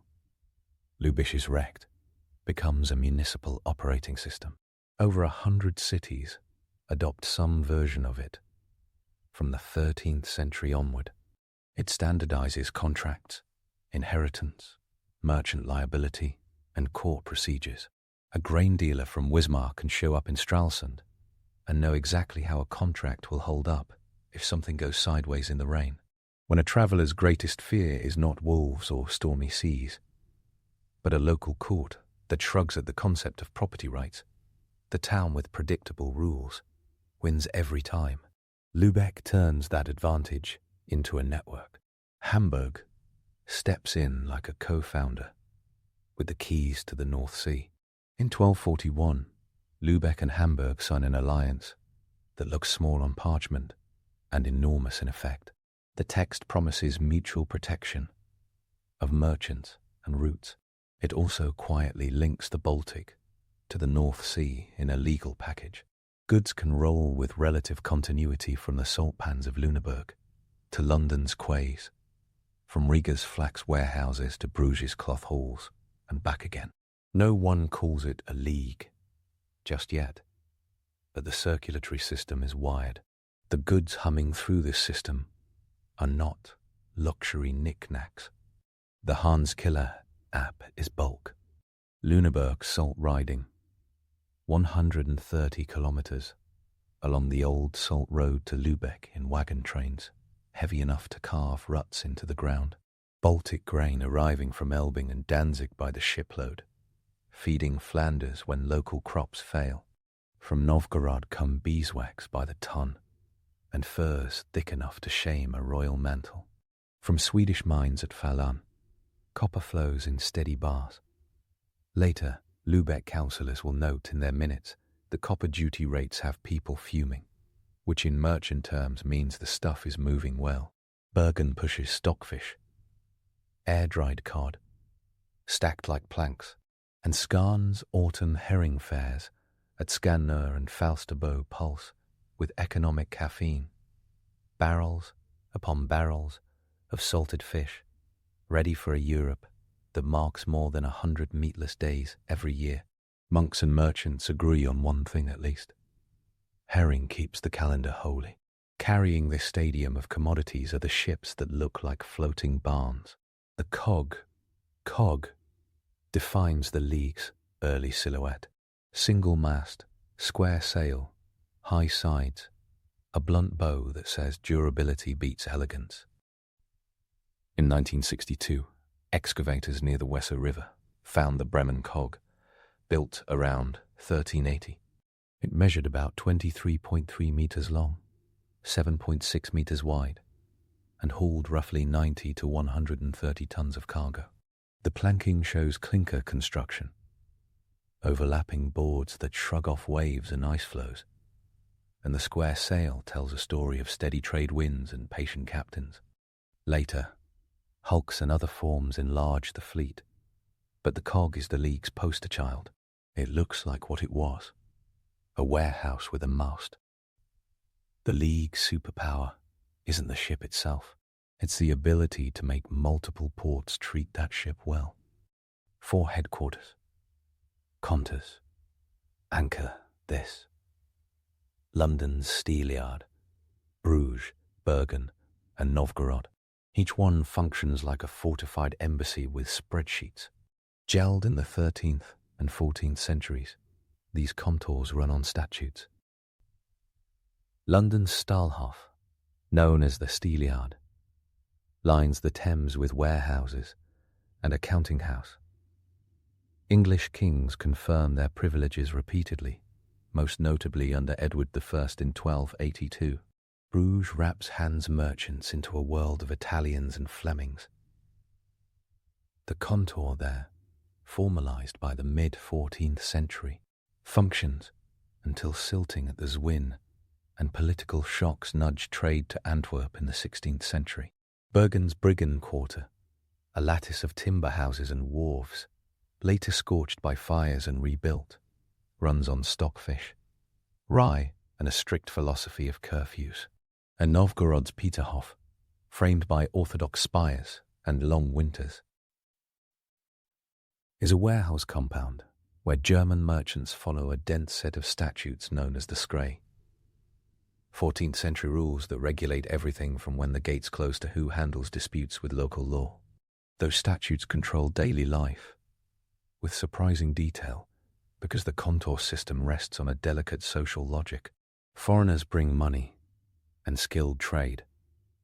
Local rulers tolerate them on the condition that the foreigners stay within predictable lines. The Novgorod Scribe restricts life within the walls, enforces curfews, assigns interpreters, and keeps trade orderly. The contour in Bergen goes just as granular. Merchants live in communal houses called stewer, with a pecking order governed by age, origin, and income. The system builds trust, reduces brawls, and standardizes how trades happen across borders. Every clause is a brick in a currency of predictability. The master switch flips during the 14th century when the Hanseatic, gatherings of city delegates, starts to appear regularly in the records. A meeting in Lübeck in the late 1350s marks the network's quiet formalization. The Hanseatic's written minutes preserved from 1356 onward show city envoys arguing, voting, and hammering out policy. The League doesn't have a constitution, but it has something that works better for merchants. A tradition of assembly, a habit of writing, and a culture of enforcement through collective embargo. If a member city flouts a joint decision, the others can cut it off from the contours and the common roots. Peer pressure becomes policy. Then the Valdemar moment happens.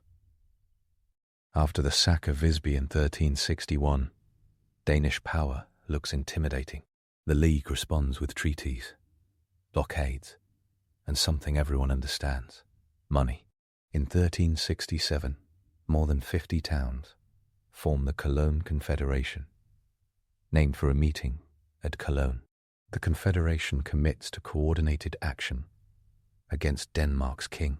Fleets of armed merchantmen and hired warships crisscross the Baltic, and the League does what it does best: squeezes tolls, blocks ports, and makes sure anyone doing business with Denmark finds it expensive and dangerous. The war drags until 1370. Then comes the Peace of Stralsund. The text of that peace, preserved and repeatedly copied, reads like a confession wrung from a monarch dressed in velvet. For 15 years, the League gains control of several key fortresses in Scania, including Helsingborg, and of the herring markets on which Danish revenue depends. Exemptions and confirmations of trading privileges pile up across the parchment. Chroniclers in Lübeck call it a victory. Later readers sometimes claim the treaty gave the League a veto over the Danish crown's choice of king. Modern historians caution that the clause reads more as enforced consultation than a literal veto, but the political weight of that line remains obvious. A confederation of towns becomes the North's gatekeeper. The effect radiates. Sound dues, the tolls that Denmark eventually sets up in 1429 under King Eric of Pomerania, become a permanent reminder of how hard the Baltic can be to control. By the 16th century, those dues deliver between half and two-thirds of Denmark's state income. Everyone transiting the Øresund pays up, including the League's ships.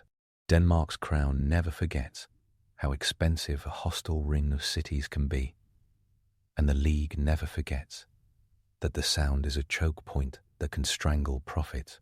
Every exemption, every license, every privilege negotiated reads like the fine print of survival. Some myths cling to the Hans the way salt clings to a barrel hoop. One says the League was a single state, with its own navy, ready to annex anything that blinks. The reality in the city minutes is less marvel and more meeting marathon. No standing army, no uniform taxes, no single currency. Votes happen, cities argue, and enforcement relies on collective discipline. Another myth paints the League as a medieval free trade paradise. The statutes say otherwise. This is a cartel in the literal sense, a Hansa of merchants fixing conditions across markets. It pushes for monopolies at the herring fairs. It lobbies to keep outsiders, especially rivals from Holland and England, out of easy profits. The League isn't a lighthouse of laissez-faire. It's a guild network, ensuring its own margins. The city network itself is surprisingly broad. At peak influence in the 15th century, roughly 200 towns orbit the Hanse system in one way or another, though the number of core voting cities is much smaller, often fewer than 70. They span from Deventer and Zwolle in the Low Countries to Reval, Tallinn, and Riga on the Baltic shore, from Cologne and Dortmund in the Rhineland to Danzig and Königsberg in the east. Quite a few never meet at Lübeck, but live and die by Lübeck's law, exchange rates, and shipping calendars. The League becomes less a club and more a protocol. The language glue is Low German, Mittelniederdeutsch, spilling across ledgers and street chatter from Lübeck to Bergen. Contracts in Bruges Kontor name goods in Low German. Orders barked on cogs in the Skagerrak are in Low German. The linguistic footprint lingers in Scandinavian loanwords, even now. This is the soundscape of timber cranes creaking over Baltic quays and merchants, shouting the price of barrel staves. And those barrel staves matter, because the Hans runs on containers. Not a joke. The medieval barrel is a precision technology. Coopering keeps water out and salt in, and an entire industry of wood, iron hoops, and craftsmanship follows the trade routes. Cologne merchants sell iron. Prussian forests feed staves to shipyards. Lüneburg salt finds its way into barrel after barrel of pickled herring. Contemporary estimates from Northern Chronicles talk about the Skarn fair packing tens of thousands of barrels in peak seasons during the 14th century. The numbers are not precise in the modern statistical sense, but the volume is clear from tax records and toll disputes. The fair buzzes like a medieval stock exchange with fish. The League knits this into law and finance. Italian innovations like the Bill of Exchange drift north, slowly, but the Hanse has its own toolbox. Book credit ties capitals across seasons. Sea loans, Bodmerei, let investors fund a voyage by taking on the risk of ship or cargo loss. If the ship sinks, the money is gone, and if it arrives, the lender receives interest that would make a modern regulator sweat. General average, the practice of all stakeholders sharing the loss if cargo gets jettisoned during a storm, turns up in northern codes. Weights and measures follow common templates. The Cologne mark, about 230, 3.856 grams of silver, becomes a familiar yardstick across accounts, even where local coinage varies. On this consistency rests the ability of a grain merchant in Danzig to sell a cargo to a cloth buyer in Bruges, without either party having a panic attack about fraud. Brick seals the aesthetic.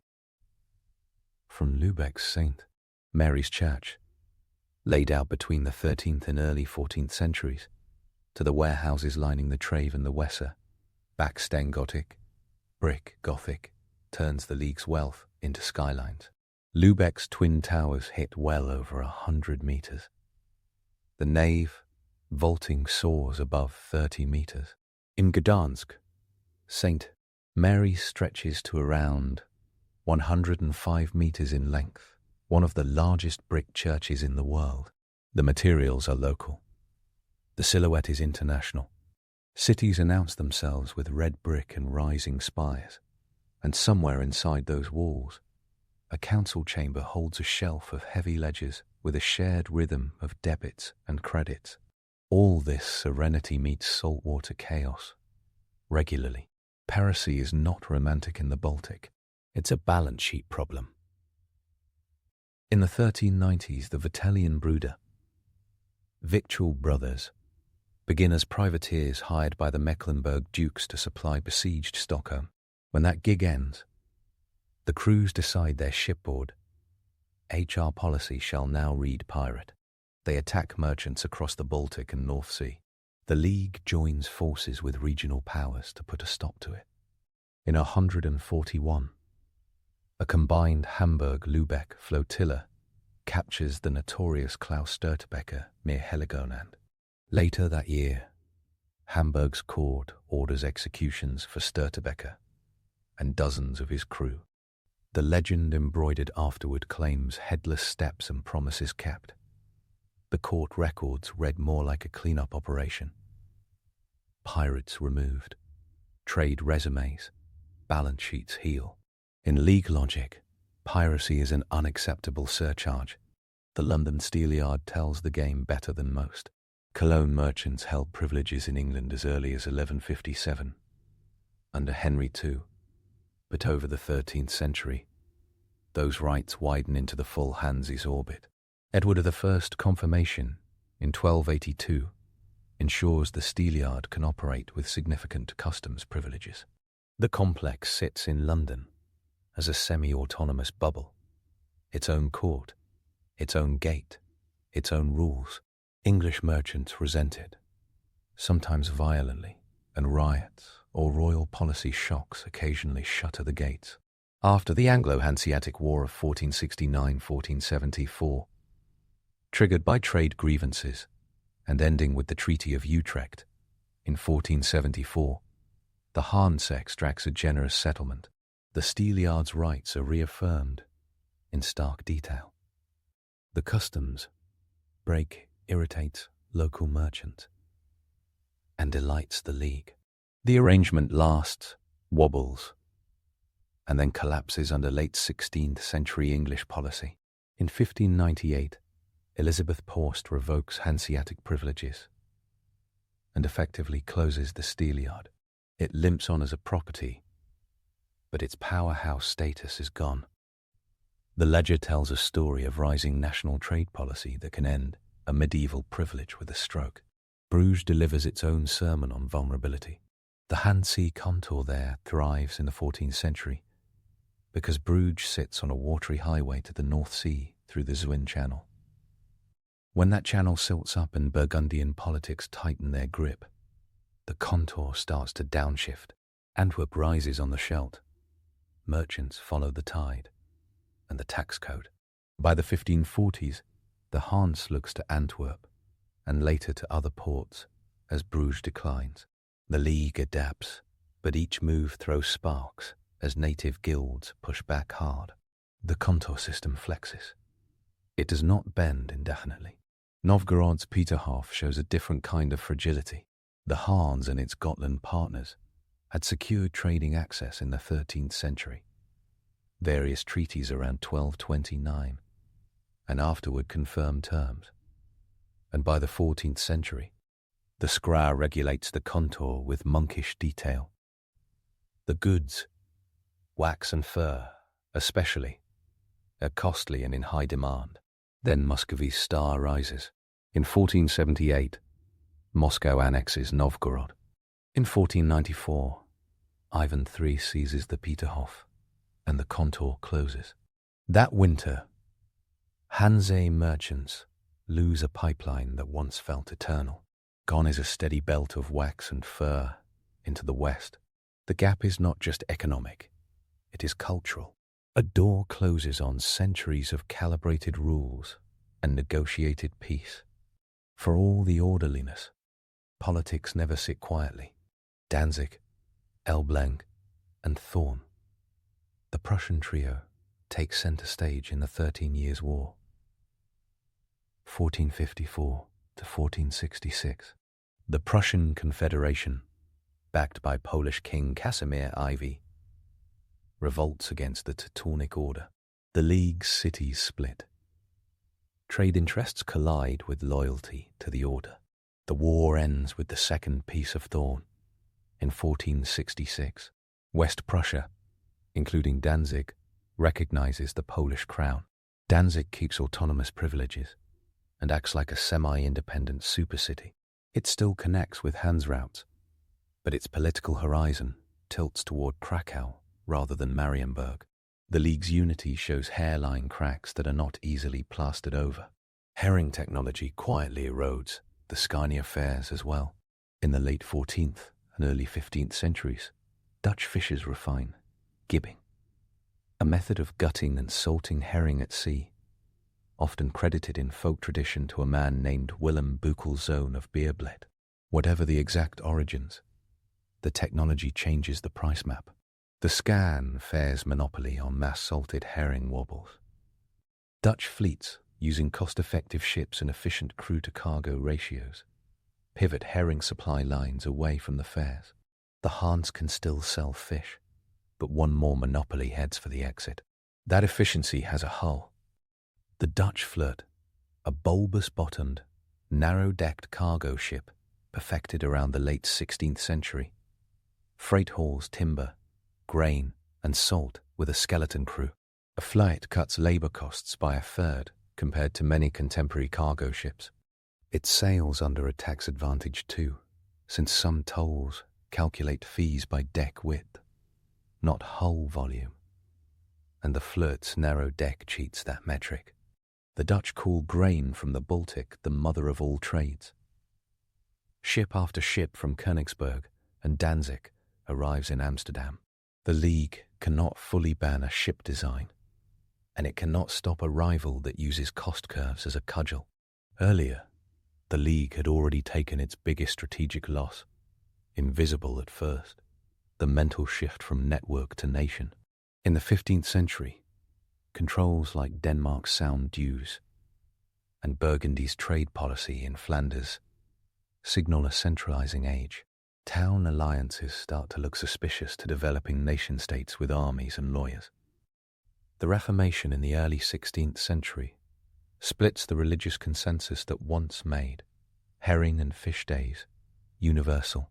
Sound dues continue regardless of the theology, and by the 16th century, those dues fund Danish gun batteries and castles that stare League ships in the face.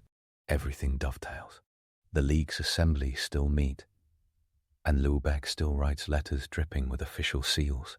In 1550, 1560, 1600, pick a date, there are still cargoes, blockades, and negotiations. But the centre of gravity drifts.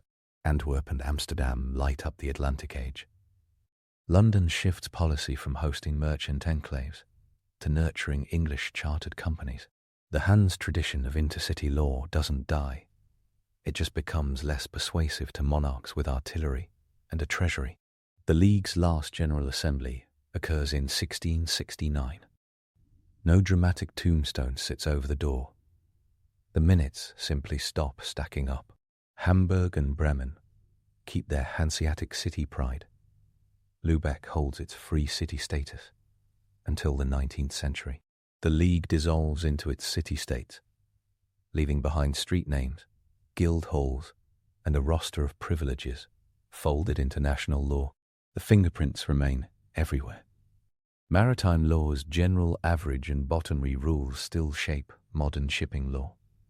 Standardized weights and measures across regions in Northern Europe find their roots in Hanseatic accounting pragmatics. Lubeck law influenced urban charters across the Baltic for centuries. Brick Gothic defines skylines in Poland, Germany, and the Baltic states, silently advertising who had money to stack bricks 50 meters high. Low German loanwords marinate Scandinavian everyday speech because, for 300 years, a ship captain's orders sounded like Lubeck. Back in the heart of the trade, the day-to-day life of the network tells even richer stories. Consider the old Salt Road again. Toll records show wagon caravans in the 14th century moving salt from Lüneburg up toward Lubeck. The road is more than a map line. It is a procession of oxen, a queue of cursing drivers, and an ecosystem of inns. That salt turns into cash at Skarn when packed with herring. In Lubeck's warehouses, salt sits stacked in geometric towers, guarded by clerks who have nightmares about dampation and theft. Salt is irreplaceable at scale. Without it, there is no preserved fish, no predictable winter food supply for towns, and no reliable cargo to swap for English wool or Flemish cloth. Entire price calendars rise and fall on salt shipments. A bridge washed out by a storm can travel down the ledger to London as a shortage. Another quiet pillar is credit. Hanse merchants rarely finance a voyage on a handshake. Partnership contracts specify capital shares down to the last PMic. The Lubeck pound and mark keep accounts, even when coins vary. Local exchange tables posted by city councils tell merchants how to reconcile a sack of English nobles with Prussian shillings. Hans records babble in details. Sea loans stating risk, arrival deadlines for the Schonenfahrt season, fines for missing the convoy because someone overslept, and penalties for light measure or false quality. The merchant's enemy isn't chaos, it's opacity. The League's culture of written rules tries to suffocate opacity with ink. Those rules run right through the contours. Novgorod's statutes include a requirement that merchants not dally in the city beyond allowed seasons, that they use interpreters for official business, and that troublemakers face expulsion and fines. Bergen's contour reinforces seniority hierarchies because one poorly run house can stain the entire group's reputation with Norwegian authorities. In London, the Steelyard's privileges specify customs rates in language that reads, in places, like a modern tax ruling. The sheer detail is not bureaucratic fetish, it is survival strategy. When a king or city council claims a merchant cheated, the Hans wants a ledger to cry. No, here is the rate, signed and sealed. The League's political toolkit isn't subtle. Embargoes, convoy rules, and collective enforcement sit up front. Internal discipline can be harsh. A city that fails to fulfill convoy obligations risks being sanctioned by its peers. A merchant who undercuts the cartel at the herring fair can be fined to the point of social death. When English or Dutch merchants benefit, the League has no shame about pressing resident councils to evict them from favourable warehouses. This is not a free-for-all. It is a cartel with a code. Yet the strategy has limits. The League never fully nails the capacity to project force on land without allies. In the 1360s, the alliance works because cities from the Rhineland to Livonia agree that Denmark should be humbled, and because princes see advantage in backing the coalition. In later centuries, that coherence phrase, the shorter the blockade, the stronger it looks, and the League cannot outrun a revolution. National fiscal military states that can stomach short-term pain for long-term control over tolls, armies, and seas. The League's heartbeat is regular, strong, but not infinite. A gallery of very specific set pieces underscore how the League turned rustling paper into power. Consider the Peace of Stralsund again. The treaty lists specific castles in Scania, Helsingborg among them, yielded to League oversight for 15 years. That transfer is hardware, not software. Castles matter because the Oz and funnels trade past gun positions. Control of the herring fairs at Skanör and Falsterbo translates to control of an enormous cash cow in a Catholic Europe that counts fasting days with monastic precision. The treaty's language about future Danish kings hints that the League will no longer operate at the mercy of royal coin flips. Each clause is a spiked barricade against arbitrary interference. Or consider the Anglo-Hanseatic War. The League's merchants and English towns slam into each other over customs, privileges, and the status of the steelyard. Skirmishes and seizures pile up. By the end, the 1474 Treaty of Utrecht tilts the playing field back toward the Hans. The League regains tax exemptions and property rights in London that infuriate native competitors. The text is as dry as flour, but the effect is not. Cloth moves, fish move, money moves, and enemies grit their teeth. The numbers around sound dues make a lunchtime point. Introduced in 1429, those tolls pull in so much cash that by the 16th century they amount to roughly 50 to 66% of Denmark's state revenue. The ledger pages kept at Helsingør and Copenhagen tally ship after ship, with notes on cargo and origin. The Hans ships show up in long columns. Kings use those receipts to finance wars and palace projects. In 1857, centuries later, the dues finally end after an international buyout. That run demonstrates how a choke point generates political theology as much as income. Whoever controls the sound writes the rules. Culture and religion share the stage in smaller, telling ways. Fasting days in medieval Catholicism create a structural demand for fish. Depending on region and era, the count can reach upward of 135 days per year. That means entire populations need protein that isn't meat for about a third of the calendar. Herring, stockfish, and eel slot into that demand like modular parts. The League manages supply across space and time. When ecclesiastical calendars change during the Reformation, fish demand does not vanish, but its ritual foundation shifts. A cartel thrives on predictability. Theology just moved a price floor. Architecture speaks without words. In Lübeck, the Austen Tor, its brick twin-towered gate built in the 1460s, leans slightly and stands absolutely as an icon of city pride and defensible wealth. In Bergen, the wharf known as Bryggen, with its rows of wooden houses, is a wooden fossil of the Contra's presence. Fires in 1476 and later chew through the quarter, but the reconstruction repeats the shape, the line, the logic. Narrow gables facing the water, long warehouses running back like ribs toward alleyways. Bruges' Rosenhoedkai grows quiet as the wind silts and Antwerp's harbour begins to hum. But the Contour's Hall remains a trace of a city that once set prices by the taste of a fish. The League's legacy appears in the boring bits of modern life too. Averaging for maritime losses sits in shipping contracts, as if it has always been there. Municipal autonomy. Municipal autonomy, a council that governs with statutes, helps define the European city as a legal creature, separate from lord or bishop. Even the habit of intercultural trade being conducted in a language of business, divorced from either side's mother tongue, has a recognizable ancestor in Low German counting for centuries in northern markets.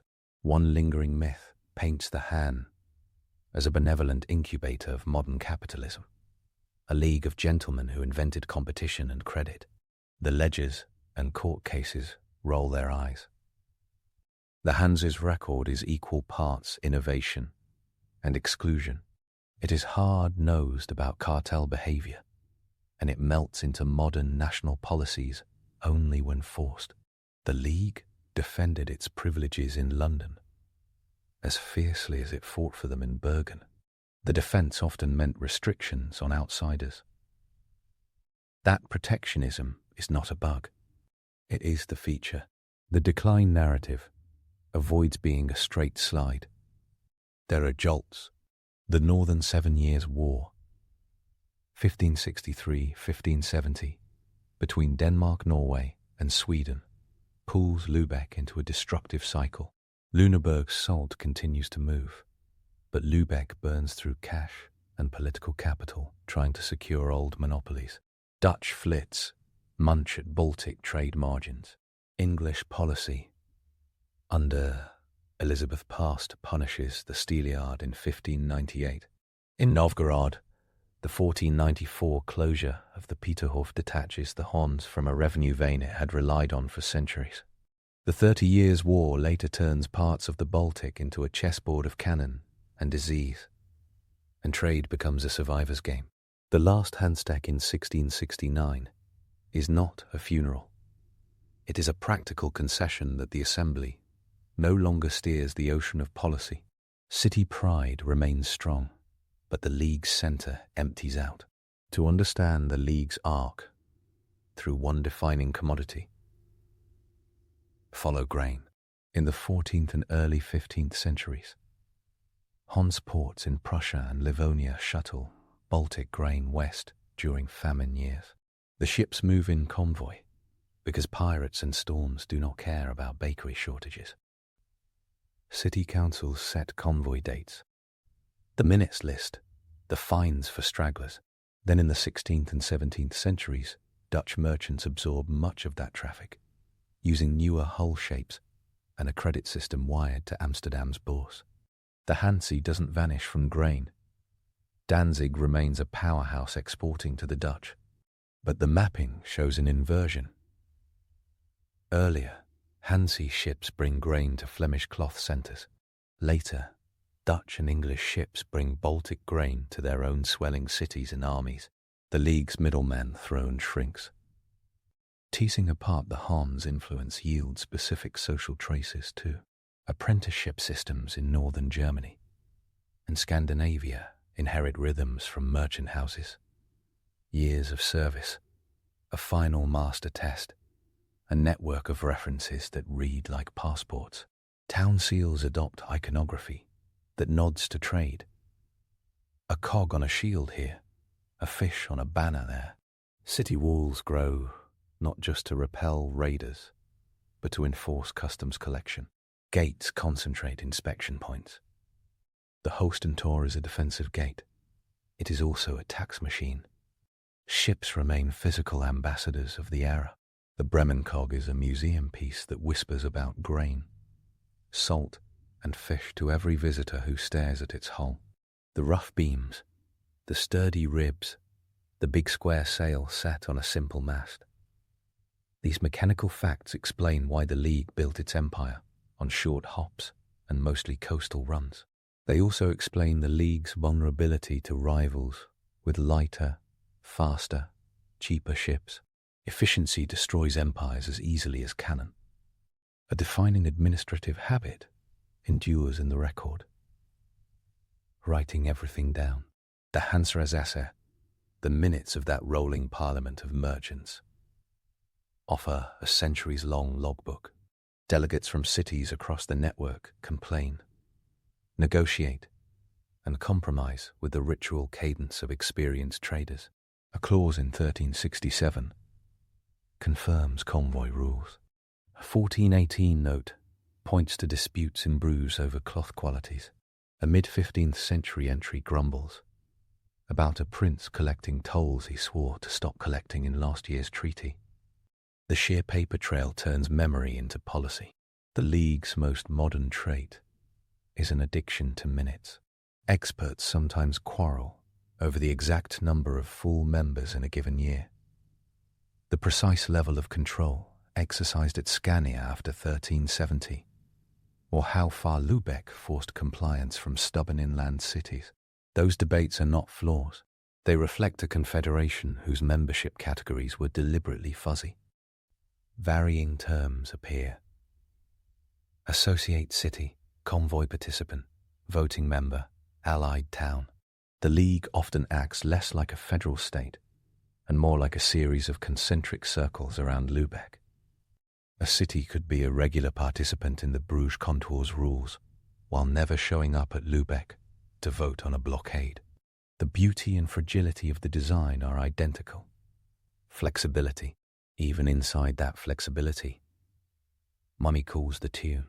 Cities with more ships and wider credit webs. Lübeck, Hamburg, Danzig, Riga exercise more influence. Their aldermen dominate committees. Their scribes keep the minutes. A smaller inland town that happens to sit on a crucial linen road can still punch above its weight, but without maritime muscle, the sanctions it can impose alone look thin.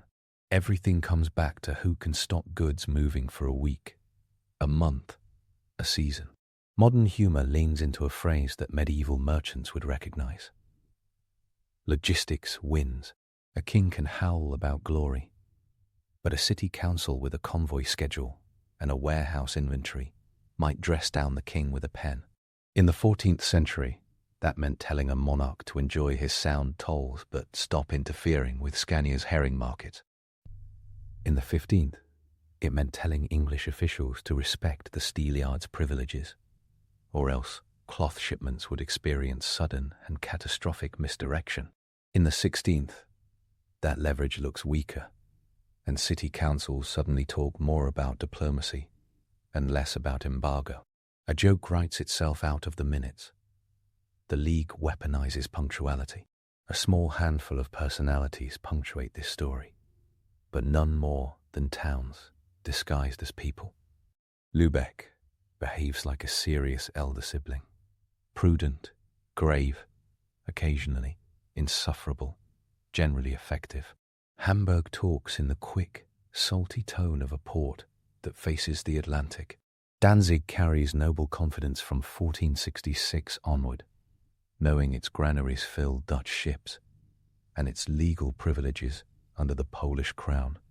Let it ignore some committee sermons. Bruges and Antwerp bicker with the League over house rents and customs. Novgorod clamps down on foreign merchants with a religiously flavored suspicion that makes sense from the city's vantage. Individual kings step in.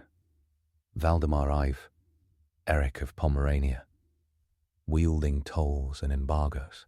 And behind them all, anonymous clerks write, post, and file. The League's aesthetic is everywhere in Northern Europe once the eyes adjust.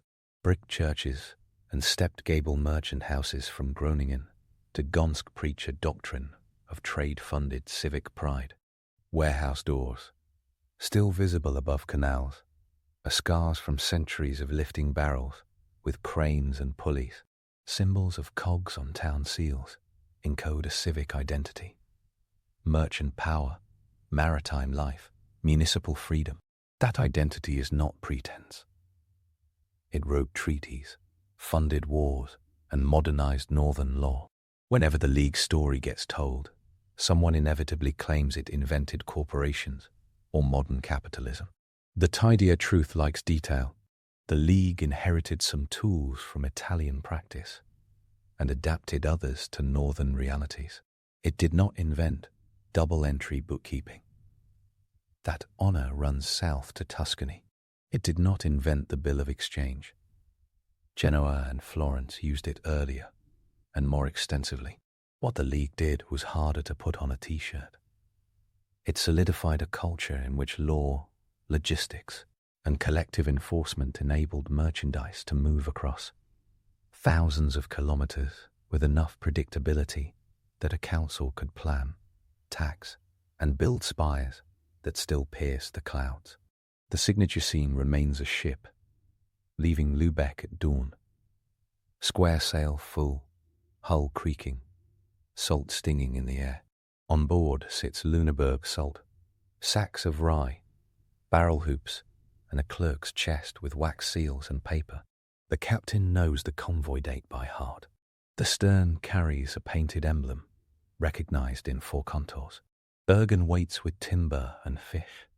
London waits with cloth and credit. Bruges waits with brokers and new rates, posted on a wall and copied by a dozen hands. Novgorod, in the League's middle centuries, waits with wax and fur. Ports will argue about tolls and wharfage. City councils will vote on responses to royal shenanigans. Pirates will ambush. Fires will burn. But the ship leaves anyway, because the greatest institutional magic trick ever performed in the medieval North was making risk calculable. Looking backward from the end feels tempting. History loves a declension. The League does not shrink into irrelevance because it failed. It melts because it succeeded at a particular moment in building something that later polities used against it. Rising states absorbed the League's functions. Customs, safe conduct, convoying, international bureaucracies. Dutch and English fleets apply the League's own arithmetic at greater scale and velocity. Sound dues take the logic of choke points and dare anyone better to enforce them. In a world where heavy cannon sit on stone bastions and monarchs replace town coalitions with tax-financed navies, the League's ledger can no longer bargain from strength. Yet the story earns a grin when a modern traveller walks through Lübeck's Holstentor and reads the motto, Concordia Domi Foris Pax, harmony at home, peace abroad. It sounds like branding, and it is. But it is also a quiet truth. The Hanse built a peace not of saints, but of invoices. It rose because dozens of otherwise squabbling towns discovered that the best weapon on the Baltic was not a sword, but a shared standard of trust, enforced by access to markets. Merchants made King's Bend in 1370 because the warehouse doors stayed shut and the barrels stayed home. The tool was old even then. Cooperate or starve, but the scale was new. The end game leaves more than monuments. Bremen's city seal still shows a key. Hamburg's shields still carry a castle. Lübeck's memory of free city status ran deep enough that its administrative pride survived into the modern era. Trade routes laid in the age of cogs still structure shipping lanes. Ports that learn to collect customs from barrel loads learn to collect taxes from steamships and containers. And in more than one European language, words for things as mundane as warehouse and rent whisper a trace of Low German. The neatest closing scene is no scene at all, just a piece of parchment in a Lübeck archive, noting that the cities met, debated, adjourned, and never reconvened. No grand farewell, no dramatic betrayal. The ledger stops. The prates keep moving under different arrangements. The Baltic remains cold in winter, grey in summer, full of ships all year. The myth bust stays simple. The Hanseatic League was not a medieval superstate. It was a confederation of cities that occasionally acted like a nation when pushed, and almost always acted like a cartel when profits loomed. It did not invent capitalism. It made medieval capitalism livable for a few centuries in a difficult neighborhood. It did not sail into the sunset. It slowly dissolved into the very fabric of northern European states. Its victory was making trade boring enough that great fortunes and great buildings could rise from that boredom. For those keeping track of receipts, a short roll call of documentary anchors does the work. The 1226 Imperial Charter, confirming Lübeck's free city status. The 1241 Lübeck-Hamburg Pact. The Hanseatic beginning in 1356, recording assemblies and decisions. The 1367 Cologne Confederation Treaty, listing dozens of participating towns. The 1370 Peace of Stralsund, with its terms on Helsingborg and Scania. The statutes of the Novgorod Peterhof, copied and recopied in the 14th century. Edward I, 1280, confirmation of privileges to German merchants in London. The 1474 Treaty of Utrecht, concluding the Anglo-Hanseatic War. The Sound Dues registers that, from the late 15th century onward, list ships and cargo so obsessively that economists still use the data. The 1598 Order, closing the Steelyards' privileges. The 1669 notation of the last General Assembly. Each document feels like a pin in a map. Connect them, and a network appears so clearly that it almost hums. Everything above collapses into one last observation. The medieval merchants would have served with ale and a wink. Strong law and regular schedules beat royal temper tantrums. 9 times out of 10. The Hanseatic League rose because it organized mundane things at scale. Barrels, bills, and bylaws. It wielded sanctions more than swords, privileges more than fortresses, though it was not shy of either when needed. Its influence bent kings for a century and shaped cities for 5. It proved that in a world of thrones, a ledger can be a throne made of paper, and that for a long stretch of Baltic history, the quill ruled the wave. And now, let's continue with our next story. The influence of Jane Austen on literature. Anonymity can be a power move. And in 1811, a book appeared in London, signed only by a lady, that treated money, marriage, and manners like chess pieces and checkmated the era's blockbuster Gothic melodramas. The author sat behind a creaky door in a Hampshire cottage that she insisted remain unrestored, so any visitor had to announce themselves with a squeak. Her nephew later reported she wrote on a 12-sided little table by the window, a quill, a portable writing desk, and a ruthless sense for human self-delusion. Her name was Jane Austen, and she turned the everyday into high drama so precisely that modern fiction quietly rearranged itself around her. The life came compact and sharp. Born the 16th of December, 1775, in Steventon, Hampshire, second to last of 8 children of Reverend George Austen and Cassandra Leigh Austen, a rectory household stacked with books, amateur theatricals, sarcasm, and siblings who passed around manuscripts the way other families passed around soup bowls. She devoured Samuel Richardson and Francis Burney, loved Dr. Johnson, quoted Cowper, parodied Anne Radcliffe. By her mid-teens, she was already tearing into convention for sport. Love and friendship with the wrong spelling and perfectly right irony, written around 1790, mocked sentimental clichés with strategic fainting fits.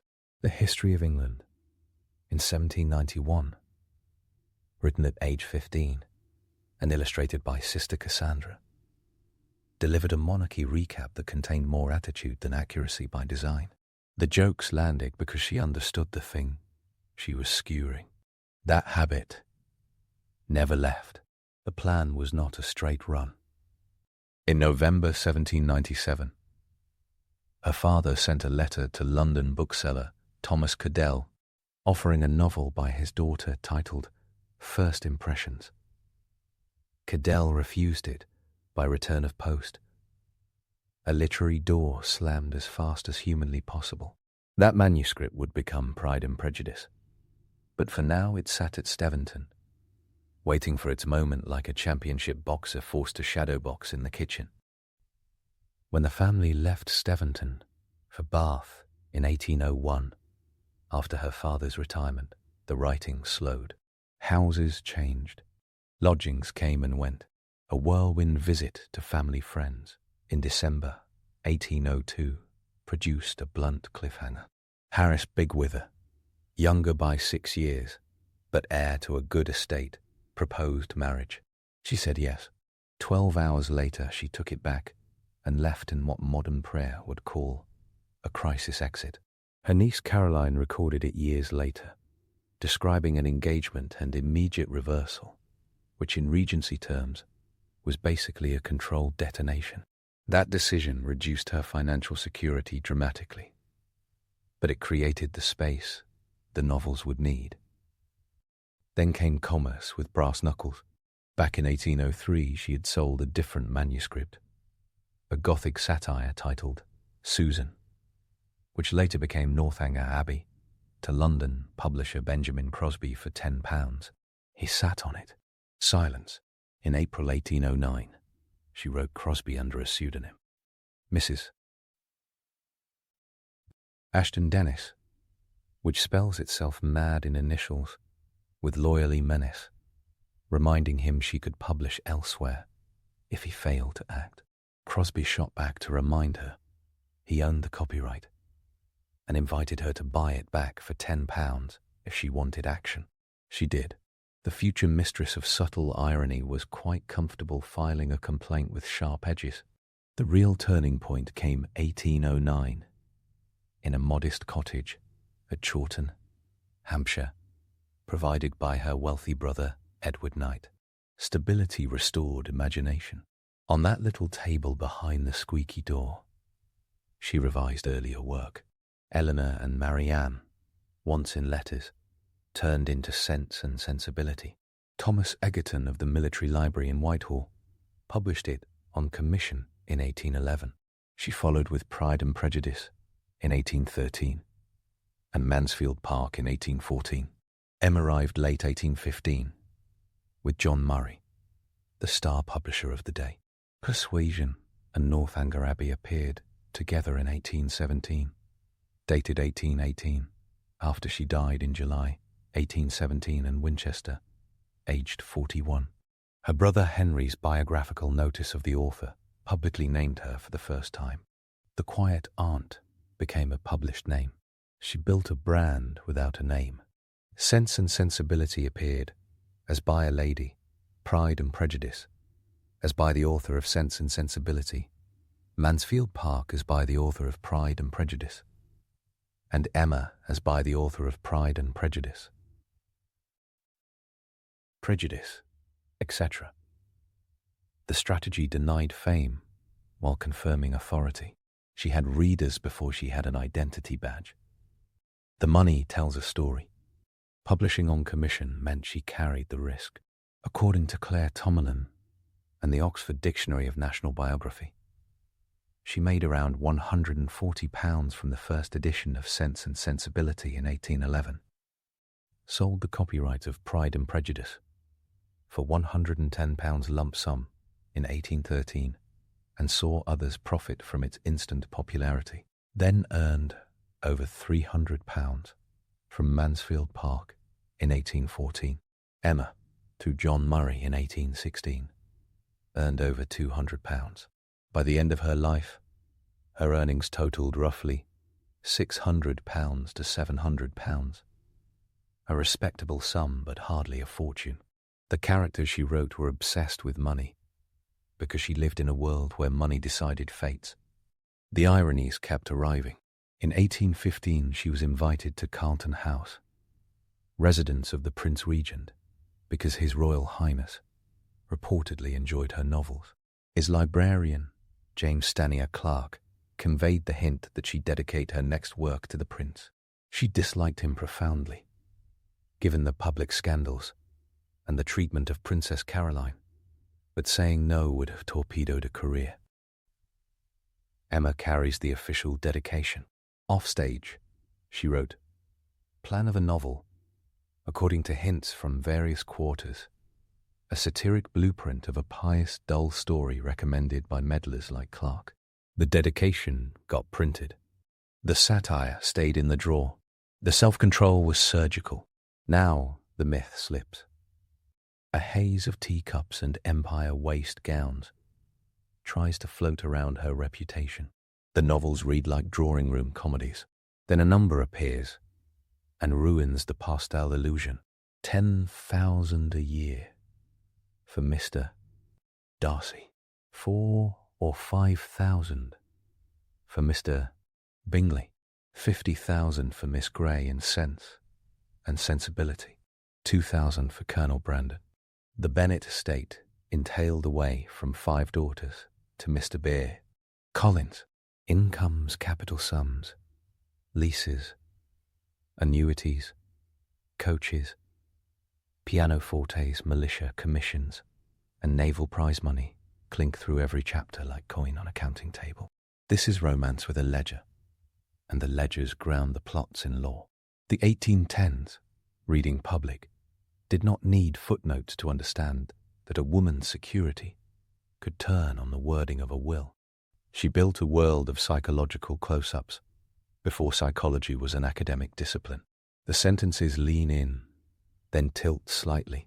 A reader hears a character's thoughts filtered through the narrator's elegance, and suddenly the character's mites of self-flattery or self-sabotage become audible. Modern critics call it free, indirect discourse, the bleeding of character voice into third-person narration.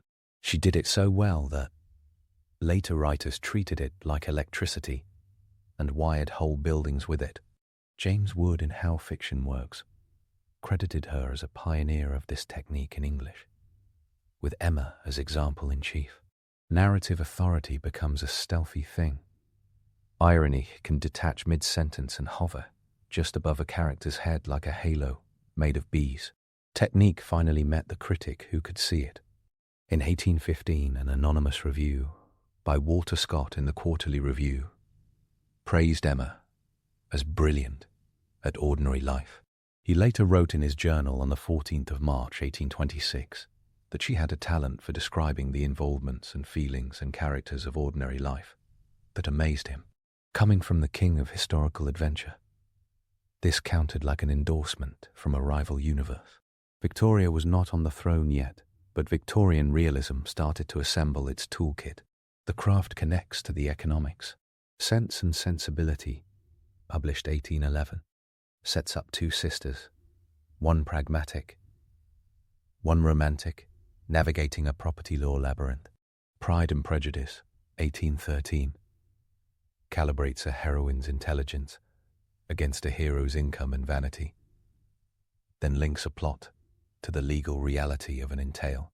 Mansfield Park, 1814, looks quiet on the surface and disturbs under it, with Bertram family money buffered by plantations in Antigua, and a Portsmouth childhood rendered with the bleak specificity of thin walls, cheap lodgings, and noise. Emma, 1815, traps a wealthy heroine within the narrow circuits of Highbury, then watches the heroine trap herself with misreadings, while an entire novel hides inside her misperceptions. Persuasion, drafted in 1816 when illness started to shadow the sentences, gives the Navy a starring role, complete with the economics of prize money and post-war promotions. Northanger Abbey spoofs Gothic terrors so thoroughly that real moral terrors start to look like default settings, especially the power an older man can exert on a young woman with no legal leverage. She hid plots in plain sight. The boxes of letters in the juvenilia became the controlled burn of free, indirect style in the major novels. The character maps are domestic. The social stakes are small and absolute, and the comedy sustains an engine of ruthlessness. The style's originality becomes visible when the end of Persuasion pops open and the alternate ending exists. 2 cancelled chapters survive in manuscript. She wrote an ending. She disliked it. She rewrote the closure that now exists, the one with the letter that critics have called the most romantic page in English prose. Revision is not an afterthought in her world. It is core methodology. The larger war keeps glancing off the edge of the page. The Napoleonic Wars loom across the Channel. 2 of her brothers, Frank and Charles Austen, served in the Royal Navy, rose to the rank of admiral, and brought home the reality of naval life.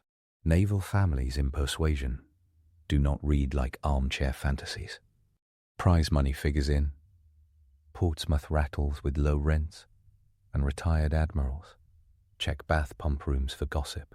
John Lee in Jane Austen, and the Navy, and Brian Southam's research pulled receipts on how closely she watched the service. The militia in Pride and Prejudice appears glamorous, and then not so glamorous in about 3 pages. When Lydia elopes with Wickham, the price of a foolish decision gets itemized down to settlements and purchased commissions. Readers in uniform have always recognized the accuracy. The critics arrive with contradictory banners and still end up building her monument taller. Charlotte Bronte, fierce from her own mountains of passion.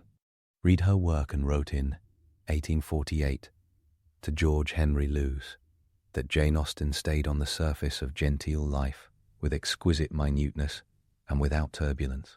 That dismissive compliment has been quoted with relish ever since. Then Virginia Woolf read closely and concluded in 1925 that of all the great writers, she is the most difficult to catch in the act of greatness, which sounds like a magician praising a rival magician.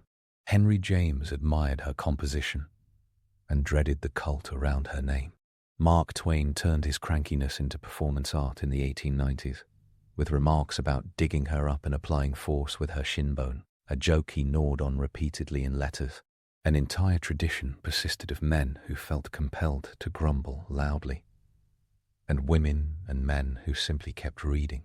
Meanwhile, the word Janeites entered service in 1894, popularized by critic George Saintsbury in his introduction to the exquisite Peacock edition of Pride and Prejudice, published by George Allen, with illustrations by Hugh Thompson. Gold peacocks spread their tails across the cover. Collectors have fought over that object for more than a century because it matches the prose.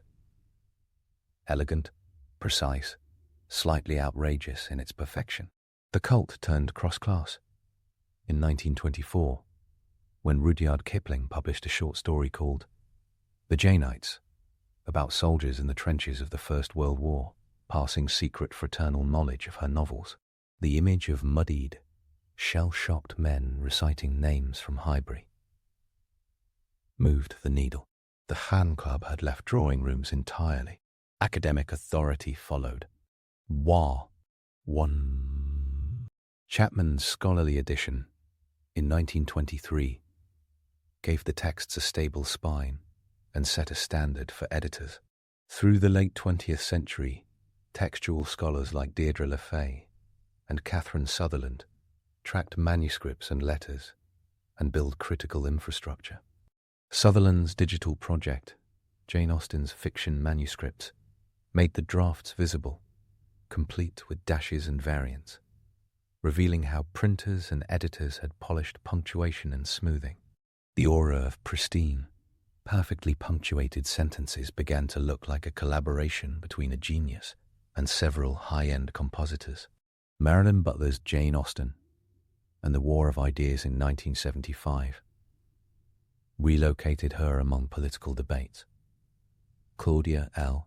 Johnson in 1988 read the novels as savvy political acts as well as social comedies. Harding's phrase regulated hatred in 1939 captured a suspicion that the novel's charm covers an unsparing critique of their world. Influence crosses genres because she handled several at once. The domestic novel of manners, the social satire, the marriage plot, the realistic psychological novel, all get rewired by her style.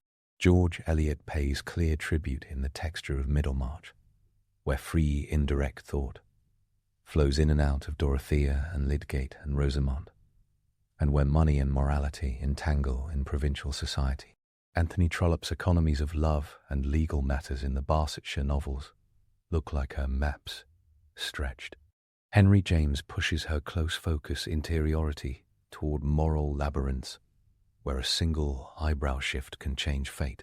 Flaubert engineered free indirect discourse, independently in French, but modern narratology places Austen and Flaubert at the top of the origin chart for the technique that powers novels from Mrs. Dalloway to normal people.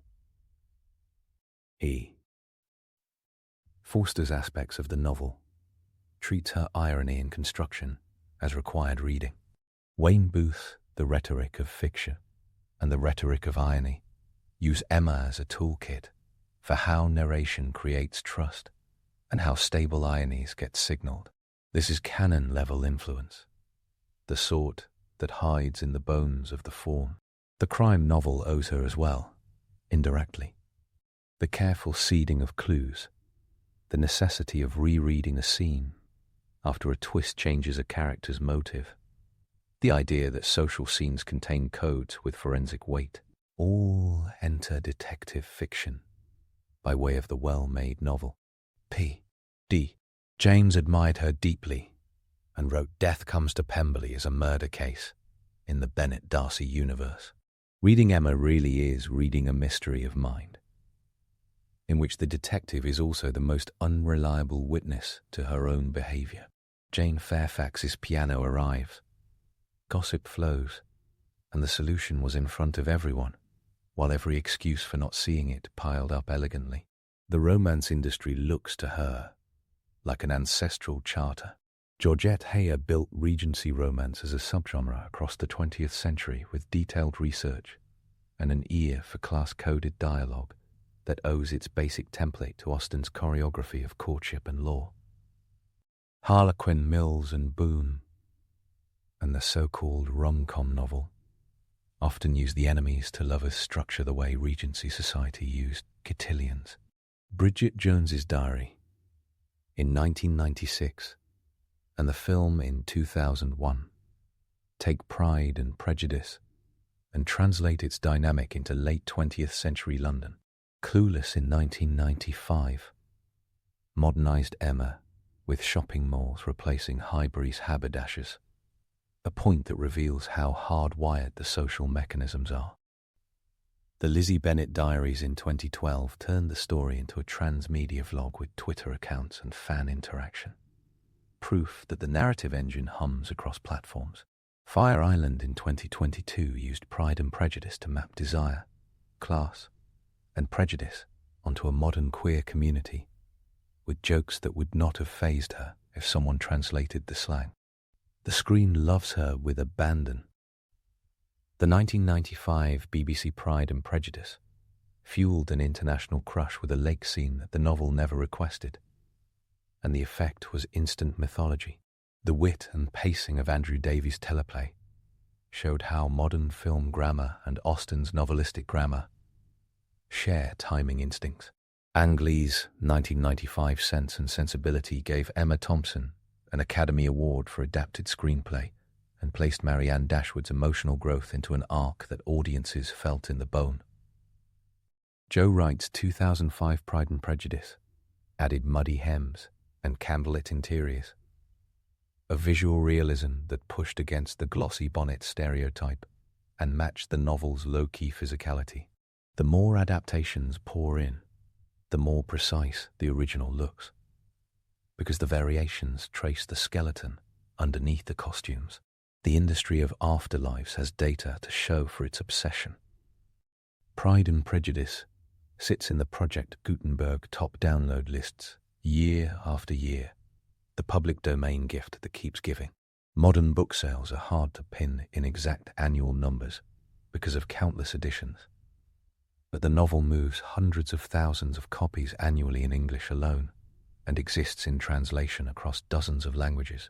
The Jane Austen Society of North America, founded in 1979, holds annual general meetings with thousands of attendees and counts membership well above 5,000.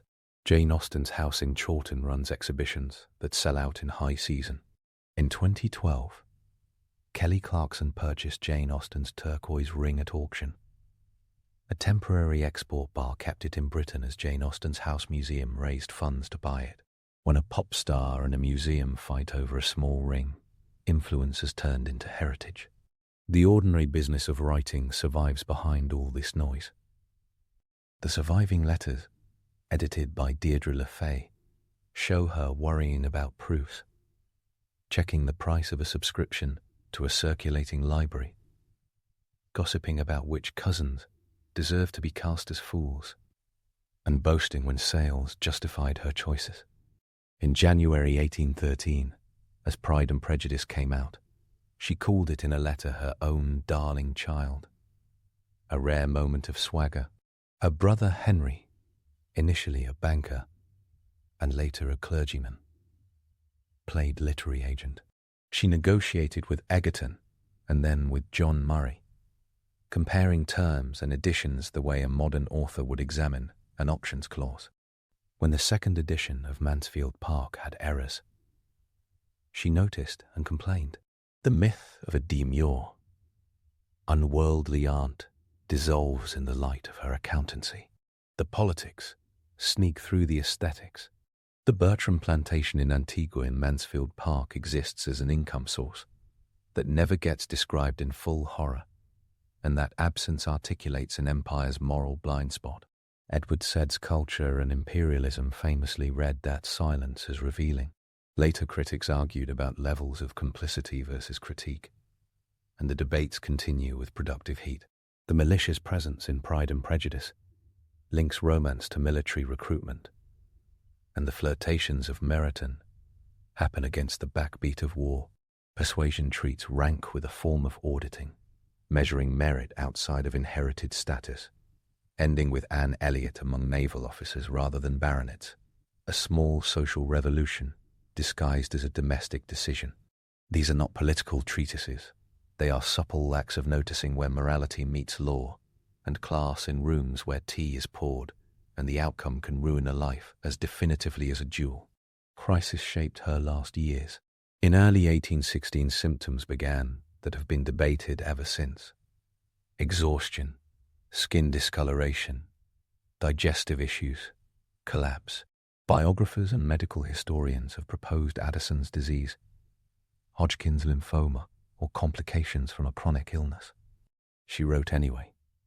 Sanditon, a novel about a seaside development and the cult of health itself, started and stopped after 11 chapters, the unfinished page counting, like a door left open. She died the 18th of July, 1817, and was buried in Winchester Cathedral, with a monument that praised her sweetness and devotion, and said nothing about her novels. The family's silence about the author's vocation became part of the myth, later corrected by her nephew James Edward Austen, lays a memoir of Jane Austen in 1870, which conjured Aunt Jane as a domestic saint and gentle genius. That portrait did helpful PR and long-term damage. It brought readers in and sanded off the difficult edges that critics later put back. The afterlife of reception has ironies. Leavis placed her in the great tradition, staking out a canon with moral seriousness, where she sat alongside Eliot, James, and Conrad. Q. Leavis and later Lionel Trilling discussed her with the same seriousness reserved for large male novelists. E. Forster's lectures in aspects of the novel used her for examples of round and flat characters, and he praised her economy and music of irony. Modern narratologists like Dorrit Cohn and Anne Banfield examined how her technique operates at the sentence level, with grammar doing psychology's job. John Mullan's What Matters in Jane Austen catalogued questions readers implicitly answer while reading, from age gaps and incomes to weather and letter reading etiquette, a guidebook to how her world runs under the surface.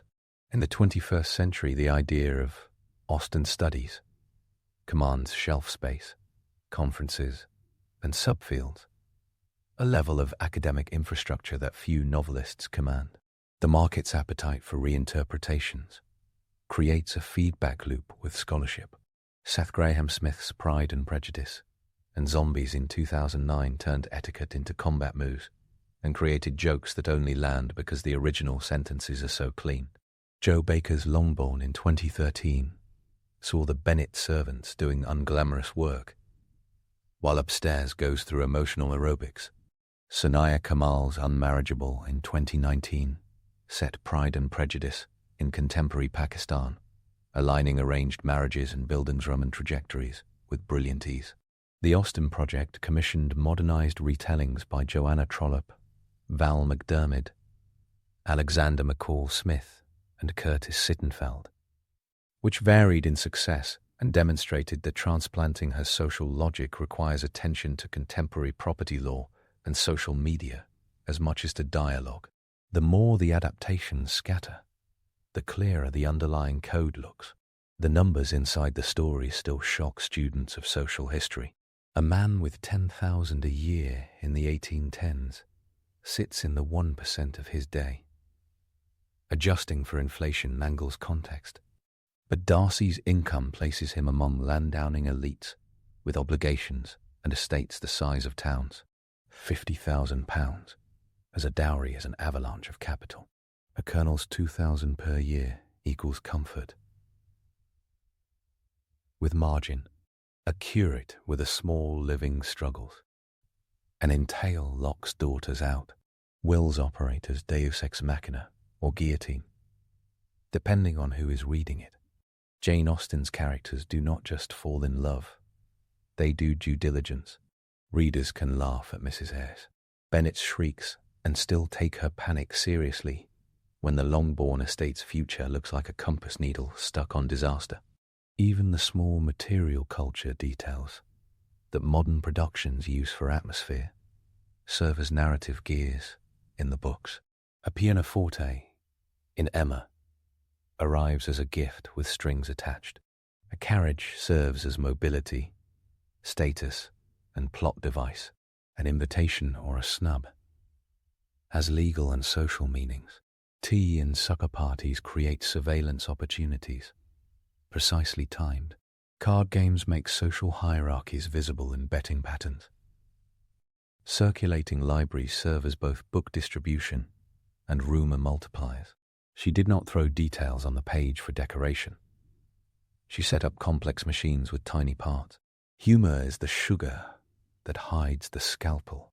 Pictures of perfection, as you know, "Make me sick and wicked," she wrote to her niece, Fanny Knight, in 1817, a line that defines the method. Perfect heroes do not interest her and get dismantled. Mr. Collins is not constructed just to be ridiculous. He is built to show what the system produces when it incentivizes obsequiousness. Miss Bates is not a caricature. She is a test of a heroine's compassion under class pressure. Mrs. Norris is an experiment in how small cruelties aggregate into structural bullying. The books laugh, but the laughter has an IQ and a temperature. It is easy to miss how hard she worked on structure, because the sentences feel conversational. The popular notion of a writer tossing off perfect pages has little support in the paper trail. She revised and revised again. Early versions of Sense and Sensibility were epistolary, and the shift to third person already contains a decision about modern interiority. Pride and Prejudice went from first impressions to the novel that exists because she pried apart melodrama and replaced it with a set of character-driven revelations. Emma had a different shape until the intricate misreadings aligned perfectly. The cancelled chapters of Persuasion show a writer not afraid to rip out a conclusion 2 months before death and write a new one that feels inevitable. The portability of 21st century free indirect style hides the effort that first made it glamorous. Contemporary literary markets would recognize her hustle. She tracked subscriptions and sales. She understood the business of circulating libraries, whose payments largely determined a novel's survival.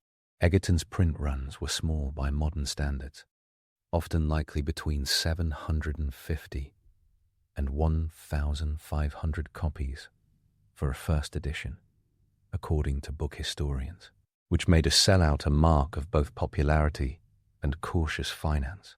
She became her own brand before authorship, as celebrity had hardened into a commercial process. The buyer lady signature proved the existence of a demand for female authors writing about domestic life, with as much bite as any satire about politics. What her influence did to the reading experience matters as much as what it did to literary history. She turned readers into mind readers without telling them she was doing it. The shift from a narrator who explains to a narrator who allows a reader to misperceive, along with a character, reorganizes the way narrative trust works. When readers now describe novels as immersive, interior, or psychologically true, they are describing a set of techniques that can trace ancestry to her. When a contemporary romance novel ties the character arc to professional or financial autonomy, the legalities of property and inheritance in Austen stand behind the trope. When a campus novel teases out small humiliations and social misreadings into a 400-page moral education, the method looks like a descendant. When post-colonial writers rearrange canonical plots to show what lay outside gentry ballrooms, they are not escaping her. They are extending the frame she built and revealing the terrain beyond its edges. The ecosystem of critics who tried to box her in has become a cautionary tale. Dismissals that she was merely genteel evaporated when scholars pointed at the legal grammar of the novels. Assertions that she ignored politics thawed once the Navy and Empire were seen, not as wallpaper, but as structural beams. The claim that she wrote apolitical romances sits uneasily with the fact that her marriage plots are economic fables, where choice, consent, and coercion align.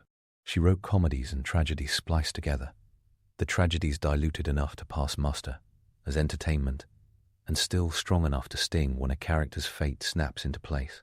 She influenced not only fiction, but also how non-fiction about fiction gets written. The personal essayist style of discussing characters as if they are acquaintances owes something to the vividness with which she makes minor characters live. Critics have written about Mrs. O, Bennet's nerves, and Mr. Woodhouse's hypochondria with more tenderness than they might otherwise have afforded to minor comic figures. This tenderness for minor characters shakes out into a modern insistence that even small lives and small rooms deserve serious prose. In the practical world, she spawned societies, pilgrimages, and a small tourism microeconomy. The Jane Austen Society formed in Britain in 1940, partly to preserve Chawton, while the Jane Austen Society of North America in 1979 orchestrated costume balls, scholarly papers, and large hotel conference rooms where arguments about Wickham's villainy get supported with citations. Chawton House, once her brother's home, now hosts a centre for the study of early women's writing. Winchester Cathedral receives visitors less for bishops and more for the stone, with a name that the original carved plaque omitted: novelist. The balance of her influence sits in a paradox that readers feel but critics keep restating. The novels feel small on the surface and huge underneath. She narrows the scope to a few families in a few towns and ends up addressing the distribution of power in a society. The sentences look easy and are engineered like watchwork. The humour disarms and then punctures. The endings offer happiness and contain negotiations within them. Modern writers took this as a license to be precise and unspectacular on the surface in order to do unspectacular magic. The easy style transformed the form. Her afterlife seems to operate by compounding interest, a version of the economics the novels observe. A text that once sold a few thousand copies has become, through public domain and curricular permanence, one of the safest bets in the literary marketplace. A technique that began as slight shifts in free and direct discourse has become the default setting for realism. A satiric voice that carved through sentiment has become the voice that defines Englishness to large segments of the planet, for better and for clichés. The historical record also contains some perfect footnotes. The ring incident in 2012, where the singer Kelly Clarkson bought a blue gemstone ring that had belonged to Jane Austen, and a UK export bar forced a fundraising campaign so Jane Austen's house could keep it, created a modern update of the inheritance plot. Writ Small, a librarian in 1815, commanded a dedication to a morally compromised prince, and 2 centuries later, librarians curated exhibitions that rebalance the narrative. A rejection by return of post in 1797 echoed generations later as every aspiring novelist's legend of resilience. A cancelled engagement in 1802 allowed free choice to trump comfort in a way her heroines would recognize. A squeaky door preserved privacy as effectively as a password manager. Realities about publication and style, from the imprimatur of John Murray to the careful resetting of punctuation by Victorian and modern editors, complicate the idea of a completely solitary genius and replace it with a networked artistry. Authorship contains family, publishers, printers, librarians, booksellers, and the entire apparatus of the book trade. She navigated it with practical intelligence. She had help, and she demanded respect. The Prince Regent dedication remains the strongest microcosm of her double method. Power speaks. She smiles, writes the dedication, and in private writes a parody of the advice.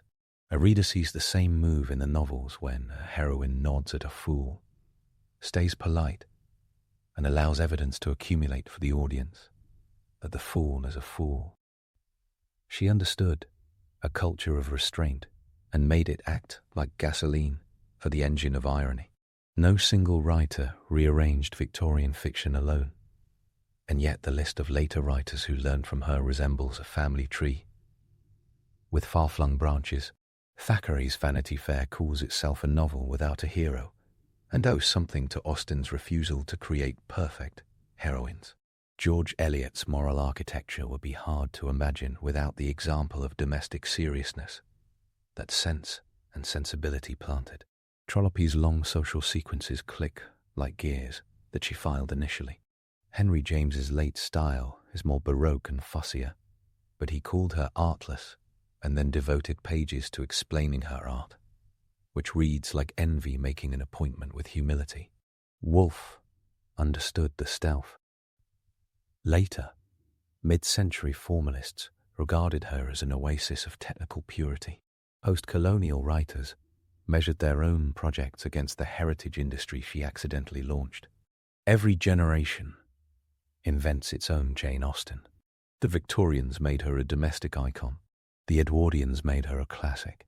The modernists made her a point of technique. The mid-century critics made her a moralist. The 1970s feminists made her a diagnostician of patriarchy in polite dress. The late 20th century adapters made her an IP universe. The 21st century internet made her a constant meme of romance and dry sarcasm. Each portrait contains truths and distortions. The bibliography, stretching from early editions, scattered across libraries to modern, annotated editions, armed with maps, timetables, and line-by-line notes, keeps pace. Underneath the changing fashions and the endless retellings, the original pages still behave like perfect, small theatres. The entrances and exits are timed down to the breath. The props matter. The lighting cues are embedded in the tone. The script understands what people can bear and how far they will go to maintain an idea of themselves that the narrator knows is delusional. The pleasure of reading comes from glimpsing that self-deception in others, and then discovering, painfully, how often the mirror has been tilted. She avoided grandstanding about genius in her letters. She did once write, as noted in a family memoir, that 3 or 4 families in a country village is the very thing to work on. That sentence reads like a joke and a plan. She kept the scale small, then built an engine so clean and strong that later novelists drove it across entire continents. She did not fight duels, run governments, or cross oceans. She defended her writing desk with a squeaky door and remade British literature from a small Hampshire room. The technique went out into the world, attached itself to everything, and now sits invisibly in the middle of how stories feel from the inside. The cadences of her prose survive in subtler ways as well. The long sentence that veers corrects itself, offers a polite clause, then faintly smirks, became so natural in English prose that it feels like air. The moral calibration of characters who harm others while believing themselves benevolent fits the psychology of modern liberal societies a little too neatly. The plot shapes that promise happiness while forcing characters to pass through humbling self-audits mesh with culture's addiction to growth arcs. She did not invent human vanity or economic anxiety. She made an operating system for telling stories about them without resorting to melodrama. The fiercest arguments about her influence turn out to be arguments about literature itself, whether entertainment can be serious, whether style can do ethics, whether comedy can carry critique, whether small stakes can make large points. She wrote books that answer yes to all 4 and laugh at the binary. She left behind enough specific data points, dates, incomes, laws, print runs, dedications, legal letters, to pin the argument down in the archives. She also left behind an experience that evidence cannot fully capture, the feeling that a sentence understands the reader better than the reader understands the sentence. There is no single crowning moment where the influence declares itself. It moves like groundwater. It keeps lawns green that would otherwise be patchy. It rises to the surface in droughts. It feeds a river, and then the river feeds something else. Austen's influence on literature works like that. A writer in 2023 writes a scene of small talk that reveals a marriage collapsing and does not bother to praise the inventor because the method has become common law. A future reader finds Emma and recognizes the technology retroactively. The gift is already installed. Back at the beginning, the image still anchors the myth in a fact. A small table in a room at Chawton, a quill in hand, sheets of paper that eventually became novels, still selling centuries later. A door that squeaks because she refused to have it fixed, an early warning system for interruptions. She protected the work by tiny means and transformed what narrative could do. A librarian asked for a dedication. A publisher refused a manuscript by return of post. A suitor asked for a yes that turned into a no. A printer changed punctuation. A brother advertised her anonymously. A nephew sanitized her. Scholars reconstructed her. Readers never stopped multiplying. The novels ended with weddings and started revolutions in technique. The influence is easy to underestimate because its manners are perfect. It does not raise its voice. It just makes everything else sound slightly off until writers and readers start tuning their instruments to it. Then it becomes the pitch everyone thinks of as natural.